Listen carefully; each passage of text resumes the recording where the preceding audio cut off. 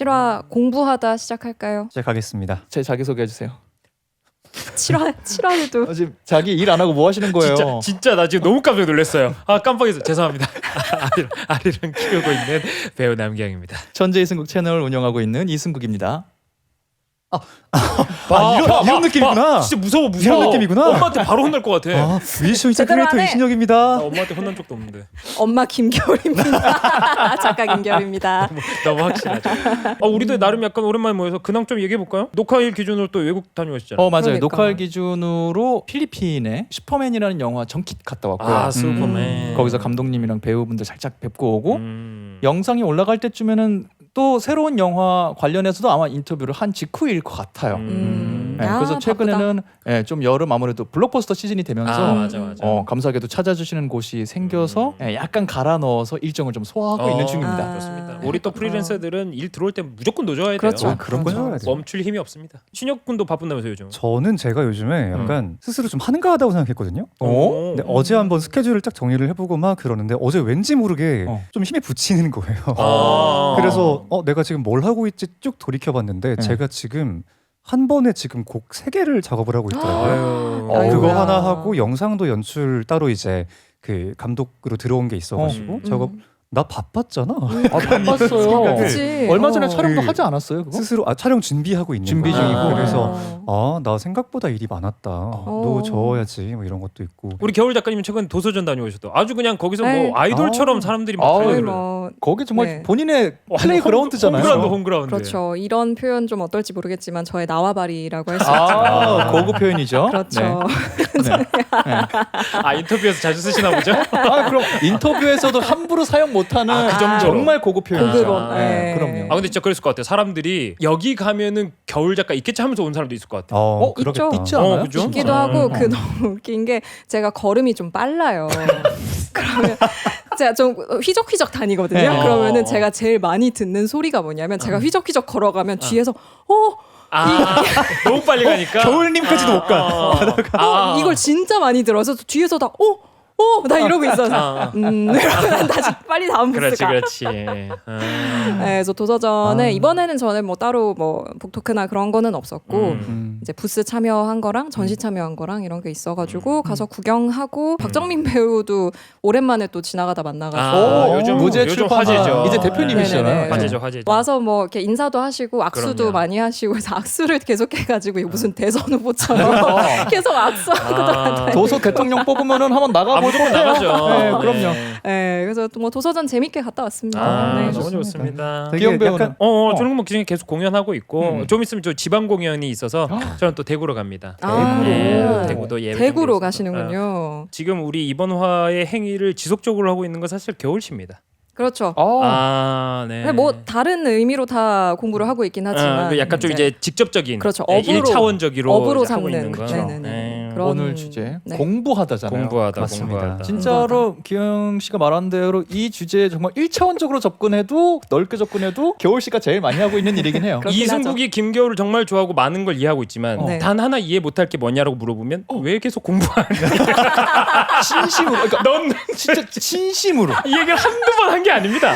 네. 맞아. 우리 사석에서도 만큼을 자주 하잖아요. 그래서 맞아. 그러니까 일로서는 할 수 있어. 그럼요. 돈 벌려면 공부해야 네, 돼요. 그럼요. 도태돼서는 안 돼요. 근데 돈을 안 줬는데 왜 돈을 주고 표정 봐. 왜 돈을 주고 어딜 찾아가서 공부를 더 하겠다고 그 과정에서 시험도 보고 글도 쓰고 혼도 나고 계속 화가 난 거야 사실은. 학교를 졸업하는 게 이거 안 하려고 하는 건데 못 멈추잖아. 이 형이 사람한테 의문을 잘 안 품거든요. 그럴 수 있지. 그거 좋지 좋지. 근데 왜 자꾸 해? 정말 이승국이 이렇게까지 이해 못하는 없습니다. 거 별로 없어요. 맞아요. 네. 여전히 참 흥미로운 분야예요. 네. 공부. 실상 일종의 덕질이죠. 어떻게 덕질 선두주자 받아들여십니까? 그 리액션 장인이잖아. 왜 리액션 이렇게 할게 안 돼요? 다시 해봐요. 덕질이자 하면 테이크 지금 투, 지금 테이크 투 오케이. 자, 완전 멈춰 넥스트, 있었다고. 오케이. 아무 반응 못했잖아 솔직히. 솔직히 아무 반응 못했잖아. 어떤 반응이 어울릴까를 생각하고 있었어. 아니 진짜 실제로 그 사람들이 어떤 식으로 얘기하냐면 학회 같은 걸 하잖아요. 네. 그러면은 학회란 사실상 업계에서 얘기하는 일종의 올리전이다. 이게 덕질하시는 분들이 쓰는 용어인데 네. 사실상 하나의 올리전이고 나와서 자기들끼리 어떤 주장을 하잖아요. 그래서 아니다, 네 캐해는 틀렸다, 내 캐해가 맞다, 이런 식의 이제 논쟁을 하는 거거든요. 그래서 서로 캐해 논쟁을 하고 이제 그 주제를 사랑하는 사람들이 모여가지고 신나게 그 얘기만 해. 그리고 뉴비가 오면 너무 기뻐하면서 막 이것도 먹어봐라, 저것도 먹어봐라, 어찌게 좀 재밌니? 이러면서 막, 그러니까 사실상 구조는 비슷한데. 근데 그게 진짜 맞을 것 같아. 네, 사실상 다 그 좋아하는 사람들이 맞아, 하는 맞아, 거여서 내용이 조금 많이 다르다. 그렇지, 내용이 그렇죠, 많이 그렇지. 다르고 이제 그 어떤 권력 구조나 이런 것도 좀 다르다. 뭐 이런 그렇지. 정도로 얘기를 할 수가 있죠. 맞아요, 예, 예, 맞아요. 예. 후배 덕후들의 뭔가를 채점하진 않잖아요. 그래도 보통 덕후들은. 아니지. 덕후 자격증을 발급하는 거지. 덕력고사. 덕력고사를 보는 거지. 아. 자격증이 있는 덕후질인 거죠. 예. 까마득하게 높은 선배 덕후님이 그렇지. 계셔서 40년 덕후가 있는 거야. 그러니까 지도를 해주시고 2년짜리 덕후를 그래서 이제 이 지도를 캐해에 해주는 대한 거죠. 이거를 쓸까 말까를 그렇죠. 이제 판단하시고 너가- 야 아무리 너 이 정도 너 덕후 아니야. 걔 요따구로 하는 거 보니까 영화밖에 안 봤네. 너 드라마랑 애니메이션 버전 안 봤지. 그렇지, 그렇지. 그런 거지. 정확해. 아. 정확합니다. 그런 느낌이에요. 예. 일단 공부하다 그러면은 각자 준비한 것도 있겠지만 확장하기 전에 1차원적으로만 접근해 볼까요? 공부한다고 하면 일단 학교를 우리가 한정해서 생각하는 경우가 많잖아요. 학창 시절 나와 공부의 관계 기억나요? 어떤 관계였는지? 어떤 관계를 가지고 있었는지. 어떠셨어요 일단? 저는 지나고 나서 보니 내가 공부를 했다면 할 수 있는 사람이었겠다를 아, 그렇죠. 안 거고 학교 다닐 때는 공부를 한다는 게 저와 굉장히 반대라고 생각을 했어요. 그리고 실제로 공부를 하게 된 것도 처음에 얘 공부할 수 있는 애인 것 같은 데서 저를 공부시킨 분이 굉장히 구시대적 교육 방법을 갖고 있는 분이었어요. 그래서 굉장히 좀 폭력이 수반된 방식으로 공부를 시작했기 때문에 차라리 내가 그걸 못했으면은 그분도 날 포기했을 텐데 강제 권유당해서 공부를 했더니 한 번만에 성적이 나온 거야. 난 중학교 때까지 한 80 몇 점 평균 왔다 갔다 하는 정말 중위권, 중상위권 정도의 그냥 보통 학생이었거든요. 나의 꿈은 그리고 예체능계였어요. 어릴 때부터.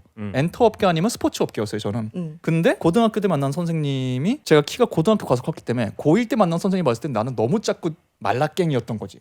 네가 무슨 운동을 해. 그분이 운동 출신이어서. 그 나를 정말 강압적으로 공부를 시켰는데 95점인가가 그냥 첫 번째 중간고사에서 평균이? 네, 중학교 대비 성적이 너무 올라와 버린 거예요. 그분이 정말 아직도 했던 말이 잊혀지잖아요. 그 점수가 날 때까지 우리 둘의 또 굉장히 여러 썰이 있거든요. 그래서 이걸로 이분이 날 포기했으면 좋겠다 했는데 성적이 내가 너무 잘 나왔어. 그분이 교탁에서 나를 지그시 바라보면서 거봐 하니까 되지? 라는 걸 듣는 순간 나의 삶은 망했다. 최소한 이분 아래서의 1년은 어. 이 방향으로 결정됐구나. 너는 내 작품이야. 약간 이런 그렇지. 느낌이구나. 이게 그래서 사실 공부만 시켰으면 모르겠는데 예체능에 꿈이 있다는 걸 아니까 내가 운동장에서 축구공을 들고 있는 것만 봐도 쫓아와서 나를 때리라 그랬어. 저 멀리서 이승곽! 진짜로 이분이 체육 선생님이었거든요. 운동장 항상 보고 있단 말이에요. 내가 축구공을 들고 있으면 운동장 저 끝에서 뛰어. 그래서 정말 막 혼도 많이 나고 아니 그거를 반에서 몇 명이 그런 분이 있었냐면 유독 이승국 씨한테 좀 제가 그 반 반장이었거든요. 그래서 그래서 더 저에게 기대하시는 것도 있었고 그때만 해도 혈기왕성한 어린 교사셨기 때문에 한 방법밖에 모르셨고 그래서 좀 공부를 했었어서 그런지 저 안에는 공부한다라는 단어가 학창 시절 내내 이것만 피할 수 있다면 나는 뭐든 하겠다. 약간 그렇게 남아 있었던 것 같아요. 사이가 좀 되게 안 좋은 친구 이런 느낌이었던 것 같아요. 저에게는. 저도 공부를 돌이켜 보면은 한 적이 없었던 것 같아요. 근데 성적은 약간 중위권이긴 항상 했는데, 근데 제가 돌이켜 봤을 때 저는 성인이 되고 나서 공부를 엄청 많이 했어요. 근데 제가 좋아하는 공부는 이해더라고요. 암기가 그렇죠. 아니고. 그러다 보니까 중고등학교 때 저는 공부를 한 적이 없는 거예요. 왜냐면 거기선 딱딱딱 외워 암기하고 시험 성적이 안 좋으면 암기력이 안 좋은 거지. 그치. 사실 이해력이 떨어지는 건 아니었잖아요. 맞아요. 그러니까 내가 동기가 없었던 거야. 근데 성인이 되고 세상을 접하고 막 책을 읽고 이러면서 뭐야 나 공부 좋아하잖아 했던 게 정의란 무엇인가 책인가. 마이클 샌델. 저스티스. 그거를 네. 제가 혼자 수기를 하면서 읽었거든요. 아무도 안 시켰는데. 네, 그냥 그래서 그 독서 노트라고 해야 되나? 그걸 한 2권을 썼었어요. 진짜? 다 제대로- 쓰고 제대로 그리고 읽었네. 막 그거를 철학자를 찾아보고 거기 걸 가져와서 막 붙이고 막. 막 요즘 공부해보고. 에버노트 같은 걸 한 거죠. 그러니까 그러면서- 요런 경험을 해보게 되면 공부가 요런 재미가 사람들이 그렇죠. 느끼는 거구나라는 걸 이제 그쵸, 공감을 그치, 하게 그치. 되는 본인이 게 맞는 있죠. 공부를 찾게 되는 거죠. 맞아요. 그 탐구라는 맛을 들이면 그치, 그치. 말한 대로 우리 교육은 상당히 암기에 집중됐기 때문에 거서 고통받는 사람 많았을 것 같고 신혁이 어땠어요? 저는 학창 시절에는 그래도 공부를 좀 했던 편이었었고 막 열심히 했다기보다는 그냥 기본적인 그 센스가 좋았고 그리고 막 이렇게 수능 때까지는 사실 이런 뭐 암기도 암기고 언어 같은 경우에는 다 그런 쪽이지만 스킬도 좀 필요하잖아요. 그럼요. 그런 거를 좀 입수하는 능력이 빨랐던 것 같아요. 그래서 크게 막 엄청 밤새서 공부를 안 해도 성적이 뭐 충분히 잘 나와서 했었고 막 그래서 뭐 항상 반에서 1등까지는 못했지만 2, 3등은 항상 유지를 했었거든요. 오 잘했네. 잘하는 그랬었는데 학생이었네. 이제 대학교에 딱 진학을 하고 올라와서 새내기 때 느낀 게 아 나는 공부를 되게 싫어했다. 1학년 1학기 때부터 4학년 마지막 학기까지 성적이 전혀 반등도 한 번 없이 쭉 내려가요. 그 와중에 가면 갈수록 그냥 내 대학교에서도 정말 하고 싶은 것만 하고 암기를 되게 싫어했던 것 같아요. 저도. 내가 이걸 왜 외워야 되지? 지금 나의 당장에 이런 거에 의미가 없는 막ten 버렸으니까 그때부터는 말 그대로 공부라기보다는 덕질이라는 그 딱 스탠스로 들어갔던 것 같아요. 이 20살 이후 때까지의 과정을 크게는 저는 공부라고 생각을 잘 해나갔어요. 암기에 대한 약간 오해가 있긴 있어요. 이해를 하려면 암기를 해야 돼. 어쩔 수 없어. 그게 그쵸. 그러니까 암기가 있긴 있어야 그 위에다가 뭘 하는 거여서 사실 그렇긴 하죠. 암기를 피해갈 수는 없는데 학창 시절에 근데 암기만 하니까 이제 그렇죠. 힘든 거지. 그렇죠. 그게. 그렇죠. 이해가 동반돼요. 전 근데 그래서 신혁이랑 반대로 대학교 가서부터 꽃을 피워서 장학금을 받으면서 다니고. 요. 그래서 첫 해외여행을 간 게 장학금을 받은 돈으로 간 거였어요. 저는 대치키드였기 때문에 대치키드 강남 8학군에서 강남 8학군에서 전교 1등 하는 학생. 거리감이 확 느껴지죠. 예. 그게 왕좌인가요? 그러면 지금 이제 약간? 그렇다고 할 수 있죠. 오늘 자리 잘 잡았네. 제가 오늘 아니 근데 그러면 지금 약간 성적순은 안 돼. 뭐야? 잠깐만 나 순간 야 행복은 성적순이 아니라면서 왜 우리 바닥에 앉아서 아니 하필 내가 끝에 앉은 뭐 하는 날. 거야 지금 이거? 오해하지 마세요. 저희 아니. 랜덤으로 앉은 겁니다. 네. 아무 생각 없이 앉았는데 이게 사회예요, 여러분. 그래. 공부를 엄청나게 열심히 했고 해야 되니까 했지 사실 해야 되니까 했는데 저도 약간 그냥 강요로 했죠. 그럼 저 네. 궁금한 게 있어요. 네. 그런 상태였어도 좋은 성적이 나오면 기분은 좋아요? 아니면 이게 뭔가 좀 당연한 느낌이에요? 좋은 성적이 나오는 것 자체보다 좋은 성적이 나오면 인정받잖아. 특히 그 동네에선 더 그렇거든요. 그렇죠. 네. 그러니까 좀 성적이 되게 잘 나오고 항상 그렇게 막 전교 1, 2등을 하는 학생이면 여러 부분에서 학창 생활이 조금 편해지는 좀 게 자유도가 있어. 훨씬 열리죠. 자유도가 네, 높아지고 맞아요. 물론 그만큼 이제 말도 안 되는 일들도 생기지만 제가 모르는 뭐 같은 학교 애들이 뭐 제 뒷조사를 하고 다닌다든지 뭐 제가 모르는 학생의 부모님 분들이 이제 저를 두고 뭐 이렇게 제 성적을 두고 뭐 이런저런 얘기를 한다든지 뭐 이제 부정선거 의혹 같은. 그렇죠. 이제 뭐 학원 등록을 했다가 왜 우리한테 말도 안 하고 쟤를 등록을 시키냐 이러면서 반을 분리해 달라고 한다든지 진짜. 많은 일 대치동에서 많은 일이 일어나요. 치열하구나. 진짜 그런 많은 일들이 일이 있구나. 일어납니다. 네, 뭐 그런 게 있긴 하지만 어쨌든 성적이 잘 나오면 어쨌든 뭐 인정을 받긴 하니까 그럼 그거 약간 자체가 좋기는 이런 하죠. 느낌이구나. 좋은 성적이 나오는 건 약간의 디폴트고 음. 그 뒤에 따라오는 것을 이제 좀 과육을 약간 체험하는 그런 느낌인. 근데 사실 정확하게 말하면 그거라도 없으면 살 수가 없어. 그렇게 열심히 하니까 너무 힘들고 그냥 인생이 그거니까 그걸로 인정을 못 받으면 너무 힘든 거예요. 그러니까 그냥 그걸로라도 약간씩의 그 달콤함을 즐기면서 사는 거지. 그런 게 있어야 계속 또 원동력이 이게 되죠. 모든 게 명함이 있네요. 진짜. 그럼요. 영감이 있고 네. 저렇게 사실 대답한 거를 또 다른 방식으로 접근을 해보면은 그게 없어지면 나에게 다가올 손해들 때문에 그걸 더 신경 쓰게 되는 그쵸. 것도 있는 거예요. 그쵸, 그쵸. 손해도 있고 이제 그런 동네의 학교에서 전교 1, 2등 뭐 3, 4등까지 5등까지 하는 애들은 항상 모두의 안주거리거든요.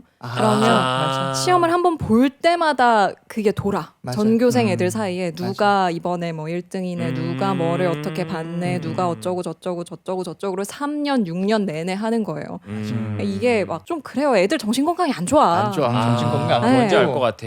애들이 다 이 정신적 문제를 다 달고 살아요. 맞아. 막 갑자기 한 3개 틀리면 야 겨울이 3개 틀렸대 이번에 공부 안 했나 봐. 막 이런 말도 안 되는 얘기 막 나오고. 그런 것도 들고 정말 다른 예시지만 한동안 친구랑 어색해질 수도 있고 자랑이 아니라 우리 학교는 공부를 못하는 학교여서 그래 가끔 이런 일이 벌어질 수 있는데 좀 안 좋게 공부를 시작했잖아요. 그래서 정말 죽어라 목숨 걸고 한때 처음으로 우리 학교에서 내가 평균이 99.5인가 6인가 그렇게 나온 적이 있어요. 그러니까 거의 다 맞은 거야 모든 분들이. 오케이. 근데 우리 학교는 수준이 낮아요. 그래서 그냥 그게 가능했는데 그래서 내가 태어나 처음으로 전교 1등이라는 거 한 번 해본 거예요. 난 되게 신기하잖아. 원래 공부하던 애가 아니었으니까. 난 되게 신났지 속으로. 우와, 나도 이런 걸 한번 삶에 해보네? 했는데 제가 그 전교 1등 했을 때가 영국 갔다 와서 복학한 그 반이었거든요. 나보다 한 살 어린 친구들이랑 같은 반이었지. 근데 내 짝꿍이 2반 1등 하던 애였던 거야. 우리 반 1등이었다는 건 전교권에서 노는 애였던 거지. 내가 2학기 때 복학했고, 그러니까 1학기 때 중간고사, 기말고사 이 친구가 기가 막히게 잘 한 거야. 전교권 놀고 있었던 거야. 근데 내가 돌아오자마자 그 말도 안 되는 점수가 나온 거거든요. 아이고. 나도 복학했으니까 더 신경 쓰여서 엄청 했고 그래서 한동안 얘네들 미안하고 되게 어색해진 게 되게 다 잘 챙겨주고 공부 잘하는 애니까 형 이것도 봐요 뭐 했는데 결과 나오고 다 공개된 날 시트콤 그거 하는 것처럼 나 전교 2등인데 반에서 2등이야 이게 말이 돼? 갑자기 이런 걔도 그 시험을 걔가 그 시험을 진짜 잘 봤거든요 실제로. 그래서 걔가 전교 2등인가 3등을 찍었는데 반에서 2등인 사태가 벌어진 거야 나 때문에. 근데 나는 얘가 얼마나 열심히 공부하는지 봤잖아. 옆에서 되게 뭔가 어떻게 내가 잘못을 나도 내 나름의 내가 큰 잘못을 나도 내 나름의 열심을 한 건데 얘가 날 이렇게 열심히 챙겨준 애가 옆에서 이러고 있으니까 사회가 문제다. 근데 이거 진짜 중요해. 그래서 줄 세우는 거. 저 중학생 때 저희가 학교에 건의해서 등수 표기가 없어졌었어요. 이야. 이거 중요해 근데. 등수 표기 없애달라 그래서.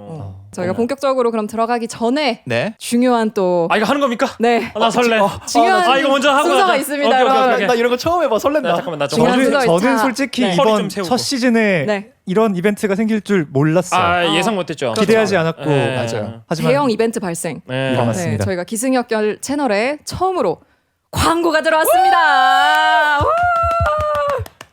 유료 광고. 유료 광고 아니고. 유료 광고예요. 시작할 때 그렇죠. 분명히 떴을 거예요. 유료 왼쪽에 광고. 떴을 거예요. 그렇지. 맞아요. 중요합니다. 유료 광고. 오. 저희가 여기다 책을 한 권 세워놨는데요. 그렇습니다. 네, 이 저자분과 밀접한 관계에 있으신 분이 한번 소개를 먼저 해주시죠. 그럼요. 제목 커뮤니티에 입장하셨습니다. 네. 라는 책이고요. 권성민 작가님이 쓰신 책이에요. 네. 이분은 작가님이라고 부르는 것도 맞겠지만 사실은 여러 프로그램으로 잘 알려져 있는 PD님이십니다. 네. 최근작으로 한정해도 그 김이나님이 나오셨던 톡이나 할까 라는 아. 프로그램도 하셨고요. 그리고 저와 직접적으로 인연이 있는 거는 사상검증구역 더 커뮤니티. 이승국을 테드라는 그렇지. 이름으로 또 많은 분들에게 알려주셨던 맞습니다. 그렇지. 그 프로그램의 메인 연출자 책임 PD셨던 분이세요. 아니 뒤에 이 부분을 읽어주세요. 쓰신 게 있잖아요.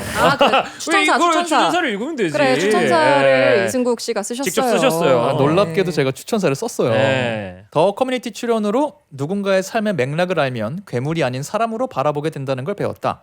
그렇다면 이런 프로그램의 연출자는 어떤 맥락을 갖고 있을까?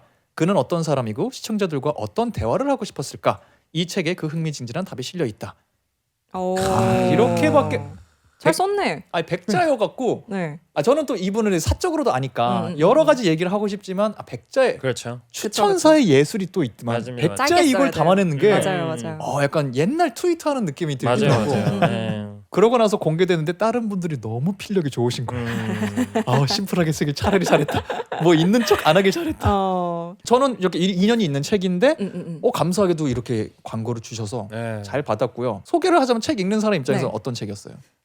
커뮤니티에 입장하셨습니다. 부제가 붙어있죠. 각자의 현실 넘어 서로를 잇는 정치를 향하여라는 부제가 붙어있는데 네. 책 되게 재밌게 읽었어요. 저도 되게 재밌게 맞아요. 읽었고 기본적으로 어떤 생각이 들었냐면 그 우리가 저번에 다투다 하면서 제가 그런 얘기 했었잖아요. 그 대화가 맞아요. 되냐? 막 이런 얘기를 그 내용 맞아. 제가 했었잖아요. 근데 그 질문에 대한 답이 될 수 있을 것 같다는 생각을 일단 읽으면서 했고 그리고 기초적인 사회학 개념들을 배울 수 있는 입문서로서도 좋다. 그러니까 이 권성민 PD님이 본인의 경험과 또 사회학적인 어떤 본인이 학교에서 배웠던 그런 기본 개념들과 그 더 커뮤니티를 연출하면서 느꼈던 부분들을 잘 배치를 해서 그래도 우리가 한번 서로를 괴물로 보지 않고 대화를 할 수 있을 거라고 믿어보고 싶어 하는 그 희망을 가지고 노력해보는 사람의 이야기가 되게 진솔하게 쓰여 있는 책이어서 여러 면에서 읽어볼 만한 책이다. 그게 뭐 사회학 입문서든 아니면 정치적인 어떤 대화를 해보고 싶어 하는 사람이든 아니면 그런 희망이라는 게 있냐라고 물어보고 싶은 사람이든 여러 어떤 의도에서 읽어볼 만한 책이다. 네. 저는 더 강하게 얘기했습니다. 우리 첫 광고니까. 마지막 광고는 아니에요, 여러분. 보시는 분들이 계시다면 그럼요. 연락 주세요. 네. 저희는 기승역별 저희 공식 그 아주 메일 메일 써 주소, 있어요. 네, 메일 주소 최선을 다하는 거 있습니다. 보이십니까? 네네네. 네. 저는 진짜 근데 그냥 하는 말이 아니고 지금 읽어야 할 책이라고 느꼈어요. 저도요. 왜냐면 맞아요. 제가 딱 3가지 키워드를 찾았는데 첫 번째는 이 책은 갈등에 대해서 얘기하고 있잖아요. 근데 이 책은 갈등을 해결하는데 관심이 없어요. 갈등이란 무엇인지 말하는데 관심이 있어요. 도대체 갈등이 왜 일어나고 있냐? 혹은 너희가 생각하는 갈등이란 무엇이냐? 이거를 파헤쳐 보면 갈등이란 게 그렇게까지 부딪히지 않아도 되는 건가? 라는 걸 계속해서 얘기해 줘요. 그래서 처음에 이제 사람들이 갈등하는 것 자체를 피하게 되죠. 특히 요즘 같은 때는. 그렇죠. 근데 그렇게까지 피하지 않아도 혹은 그렇게까지 공격적이지 않아도 된다는 걸 굉장히 열심히 설명해 줘요. 그 부분이 굉장히 좋았고 두 번째는 맥락을 이해시키려고 노력을 해요. 맞아. 뭐냐면 두에 가면은 아마 프로그램에서도 많이 있었던 주제 같은데 요즘 굉장히 많은 남녀 갈등 혹은 뭐 저런 갈등 이런 갈등을 양쪽의 입장을 정말 공들여서 설명합니다. 정말 최선을 다해서 야 남자들 입장은 이런 거 잡아봐 인적 잠깐만 들어봐 이러면서 잠깐 내가 최선을 다해서 설명할게 이런 느낌으로 풀어줘요. 근데 이렇게 되면 여성분들이 이렇게 할 수 있잖아요. 그렇죠. 나 여성분도 안다. 잠깐만 들어봐. 맞아. 잠깐만 들어봐 이러면서 최선을 다해서 양쪽을 정말 맞아. 다 풀어놔요. 열심히. 그래서 하고 싶은 게 뭐냐면 각각의 맥락이 있어를 얘기하고 있어요. 그렇죠. 그래서 거기서부터 시작하게 해요. 그래서 이 부분이 딱 전 좋았던 게 뭐였냐면 가져왔던 게 내 체감으로 백분 토론은 흡사 월드컵 한일전이다. 양쪽 다 자기 팀이 한국이라고 생각하는 한일전. 백분 토론을 일부러 챙겨보는 시청자들은 이미 대부분 자기 편이 정해져 있다. 이게 우리가 지금 생각하는 갈등인데 사실은 그것도 아니고 맥락을 양쪽을 읽으면 서로 좀 더 이해가 돼. 이거를 이제 중간에 펼치고 있고 맨 마지막으로는 뭘 하고 있냐면 오케이 싸우는 거 괜찮아. 맥락 다 이해했지? 갈등하자. 근데 가장 중요한 건 서로를 인정하는 거예요.를 마지막으로 하고 있는데 그 중에서 제가 가장 마음에 들었던 문장이 뭐냐면 일상에서 사람들은 논리만으로 설득되지 않는다. 상대가 나를 이해하고 존중한다고 느껴지는 관계 안에 있을 때 비로소 상대의 말이 마음에 와닿는 것이다. 결국 사람을 설득하는 것은 논리가 아니라 그 사람이 살아온 삶의 방식이다. 그러니까 상대방을 설득하려고 논리를 내세운 게 아니라 내가 살아온 방식과 너의 살아온 방식을 서로 인정하는 관계에서 서로 의견을 주고받는 것. 이것이 갈등이란 거예요. 무엇인 걸 꼭 해결할 필요 없이. 저는 이게 요즘 정말 필요한 태도가 아닌가 싶어요. 맞아요. 너무 무서워요. 네, 맞아. 인터넷도 맞아. 그렇고 일상도 그렇고 내가 어딘가를 지지하든 뭐 어떤 생각을 가지든 좀 문제없이 얘기를 했으면 좋겠는데 그거 하는 순간 너 내 편 아니잖아. 너 잘 걸렸다. 너 우리 진영 아니잖아. 너 심심한데 잘 걸렸다. 약간 그런 태도가 있어서 이 책을 읽으면 그런 본의를 좀 깨우칠 수 있습니다. 내가 이럴 필요가 없었네. 네, 그래서 진짜 필요한 책이라고 봐요. 이거 되게 잘 읽히죠. 맞아요. 잘 읽히기도 재밌죠. 하고 재미가 있어 기본적으로. 솔직히 작가님 저는 인기에 편승해서 낸 책인 줄 알았습니다. 어디 자기 좀 프로그램 성공했다고 대충 인기별을 세는 줄 알았는데 너무 깜짝 놀랐어요. 아니었죠. 맞아요. 제 아니었죠. 작가분이 너무 글을 잘 쓰시고 이게 뭐 첫 번째 책이 아니신 것도 있고 그 PD님을 저는 어쨌든 이 프로그램을 통해서 연을 뵙고 나서 저희 동네 가까이 사세요. 그래서 인연이 이렇게 되고 시간 맞으면 가끔 이렇게 보고 수다도 떨고 하는데 실제로 굉장히 수다력이 있으신 분이고 그런 것 같더라고요. 네, 수다 떨면서도 되게 그런 거 있잖아요. 이렇게 어떤 맛을 원하더라도 이걸 낼 수 있는 사람. 지적인 얘기만 하고 싶으면 그것도 할 수 있는 사람이고 편한 얘기 하고 싶으면 그냥 편한 일상 얘기도 할 수 있는 사람이고 그리고 동시에 또 말씀하신 것처럼 한 사람이 유난히 그러니까 여러 사람 모인 자리에서 유난히 한쪽 의견을 너무 세게 만들어서 이 전체 분위기를 한 색깔로 문들리려고 하면은 적당히 근데 그런 색깔도 너무 존중하는데 이런 색깔 너무 생각 안 하고 말씀하시는 거 아닌가요에 대해서 짚어줄 수도 있는 사람이고 그래서 굉장히 수다 떨기 재밌는 사람이에요. 저 그래서 진짜 이 책 읽어보고 되게 만나보고 싶어졌어요. 맞아요. 피디님을. 같이 대화를 해보고 싶다는 되게 느낌이 같이 있어요. 대화해보고 싶다는 느낌? 그게 되게 좀 흥미로운 매력이 있는 분이라서 또 그 수다력을 책으로도 잘 풀어내셨구나. 맞아요. 그래서 저는 딱 그 느낌이었어요. PD님이랑 수다 떠는 게 어떤 느낌인지 모르는 분들은 요거 보면은 좀 간접 체험할 수 있겠다. 맞아요. 이런 느낌이 좀 맞아요. 강하게 들더라고요. 중간중간 농담도 잘 들어가 있고. 맞아. 맞아요. 그리고 그 본인 얘기하는 거 너무 웃겼어. 그 자기가 얼마나 반골이었는지 막 맞아요. 그런 측면에서는 승국 형이랑 되게 닮아 있는 게 그러니까. 많죠. 그거 맞아요. 진짜 재밌었습니다. 교장실에 교장실 쳐들어갔는데 교장실 쳐들어가서 우리 동아리 난 승인해달라고 막 이렇게 팔뚝질 하려고 갔는데 막 투사하러 갔는데 교수님 너무 힘들지 않을까? 어떻게 해야 될지 모르겠는 그러니까 악마인 줄 알았는데. 교장이 악마인 줄 알고 갔는데 생각보다 사람 좋은 아저씨였어. 너무 잘 들어줘. 그러니까 되게 뻘쭘해지는. 신영이 어땠어요? 신영이 뭐 거의 얘기 아니, 못하고. 저도 이제 여기랑 지금 똑같은 인상을 받긴 했었는데 약간 저는 되게 속았다는 느낌을 받으면서 중간중간 좀 재미있게 봤었어요. 이게 무슨 느낌이냐면 뭔가 글들이 다들 이제 여기서 나오지만 하나의 막 흑백 논리가 아니라 스펙트럼의 어딘가에 속해 있잖아요. 그래서 이번 문단에서 나오는 주제는 PD님과 나랑 좀 의견이 같은 것 같은데라고 싹 들어가면서 역시 그렇지라고 하면서 근데 어느 순간 동시에 근데 이쪽도 있는데 그 말도 맞는 말이야 라고 딱 이렇게 중간중간 치고 들어오는 게 살짝 아무래도 나의 기본 가치관과 반하는 것이다 보니까 킹 받을 수밖에 없어요. 그럼요. 근데 그러면서도 이해가 되니까 하면서도 계속 다음 페이지를 넘기게 되다 보니까 또 끝까지 보게 되고 그런 맛도 있었고 근데 이런 것도 막 흔하지가 않았던 게 사실 저희 4명 다 비슷한 성향이라고 생각을 하지만 지난번에 승국이 형이 말한 것도 그렇고 저 역시도 약간 그럴 수 있지라는 말들을 되게 흔하게 쉽게 잘 하고 살거든요. 근데 그것마저도 너가 지금 안전지대에 있다는 뜻이 아니다 라는 그런 인상을 저도 많이 받았어서 하나 되게 인상적인 구조를 하나 가져왔었는데 사람들이 개인의 취향이니 존중한다라고 말할 때는 사실상 휴전을 선언하듯 강력한 유보적 태도를 전제하는 것이다. 네가 나를 건드리지 않으면 나도 너를 건드리지 않겠다. 네가 나에게 채식을 강요하지 않으면 나도 너의 채식을 존중하겠다.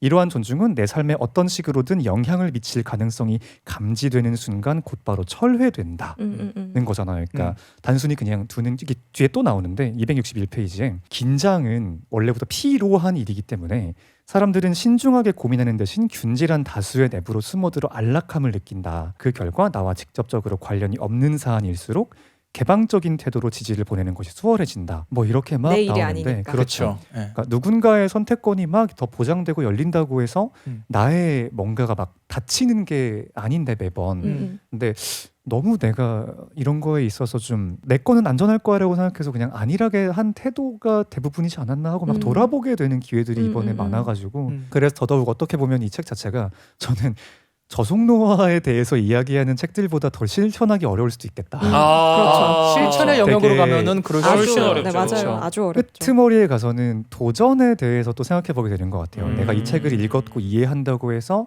내가 이걸 그대로도 실천할 수 있나? 넌 그걸 할 수 있어? 라고 저에게 일종의 챌린지를 좀 던지는 듯한 그렇죠. 좀 감상으로 저는 봐가지고 되게 딱 정말 신선했어요. 지금 딱 음. 보기에도 좋았고. 좋아요. 저 약간 상관없는 건데 꼭 하고 싶은 말 있었어요. 나 진짜 이 얘기를 우리 방송에서 그냥 아무 맥락 없이 해야 되겠다 했는데 이 책이 있었는 거야. 임산부석에 좀 앉지 마세요. 아니 내가 이걸 며칠 전부터 내가 너무 화가 나서 제발 왜 그런 일이 있었어요? 저 요즘 이제 공연 때문에 지하철 많이 타니까 확실히 제 체감상으로는 예전보다 정말 많이 앉습니다. 처음에 자석이 생겼던 진짜? 거에 비해서 너무 쉽게 앉아요. 맞아. 근데 왜 내가 여기서 이렇게 감정이입을 하냐면 임신을 할 수도 없지만 제가 임산부라고 생각했을 때 그걸 뭐라고 하죠? 그 배지가 있다고 한들 앉아 있으면 저는 안 앉을 것 같아요. 못 앉지. 거기 가서 이렇게 할 거야? 이걸 저는 못 하거든요. 뭐 마패야? 뭐 못하는 못해. 사람이거든요. 그거 어떻게 해요? 그러니까 여기 책에도 나오는데 앉아 있는 사람이 오면 비켜줄 거야라는 마음으로 앉는 순간부터 사실 못 앉게 되는 거. 이까 앉지 마 제발. 그냥 매너 없이 하고 싶었어요. 제발 앉지 마요. 전 되게 동의해요. 네, 전 동의하기 맞아요. 때문에. 네네. 이게 나라고 생각해보면 나도 못할 것 같아. 그러니까. 가가지고 네. 자리 좀 이거 어떻게 하냐. 아니 그거를. 첫 번째로 못 비켜주면 안 비켜주는 사람이 어떻게? 너무 무한하지. 둘째 비켜준다 하들 주변 시선들을 한번 그러니까. 봤잖아. 난 그래서 안 하거든. 맞아, 내가 안 할 것 맞아. 같아. 맞아요. 앉지만 그리고 그렇게 속편히 말하지만 우리 지하철 앉았을 때 습관 생각해봐요. 앞에 앉는 사람 이렇게 뭐 안 쳐다보거든요. 맞아. 다 핸드폰 자거나 보고 핸드폰 보거나 막 이러지.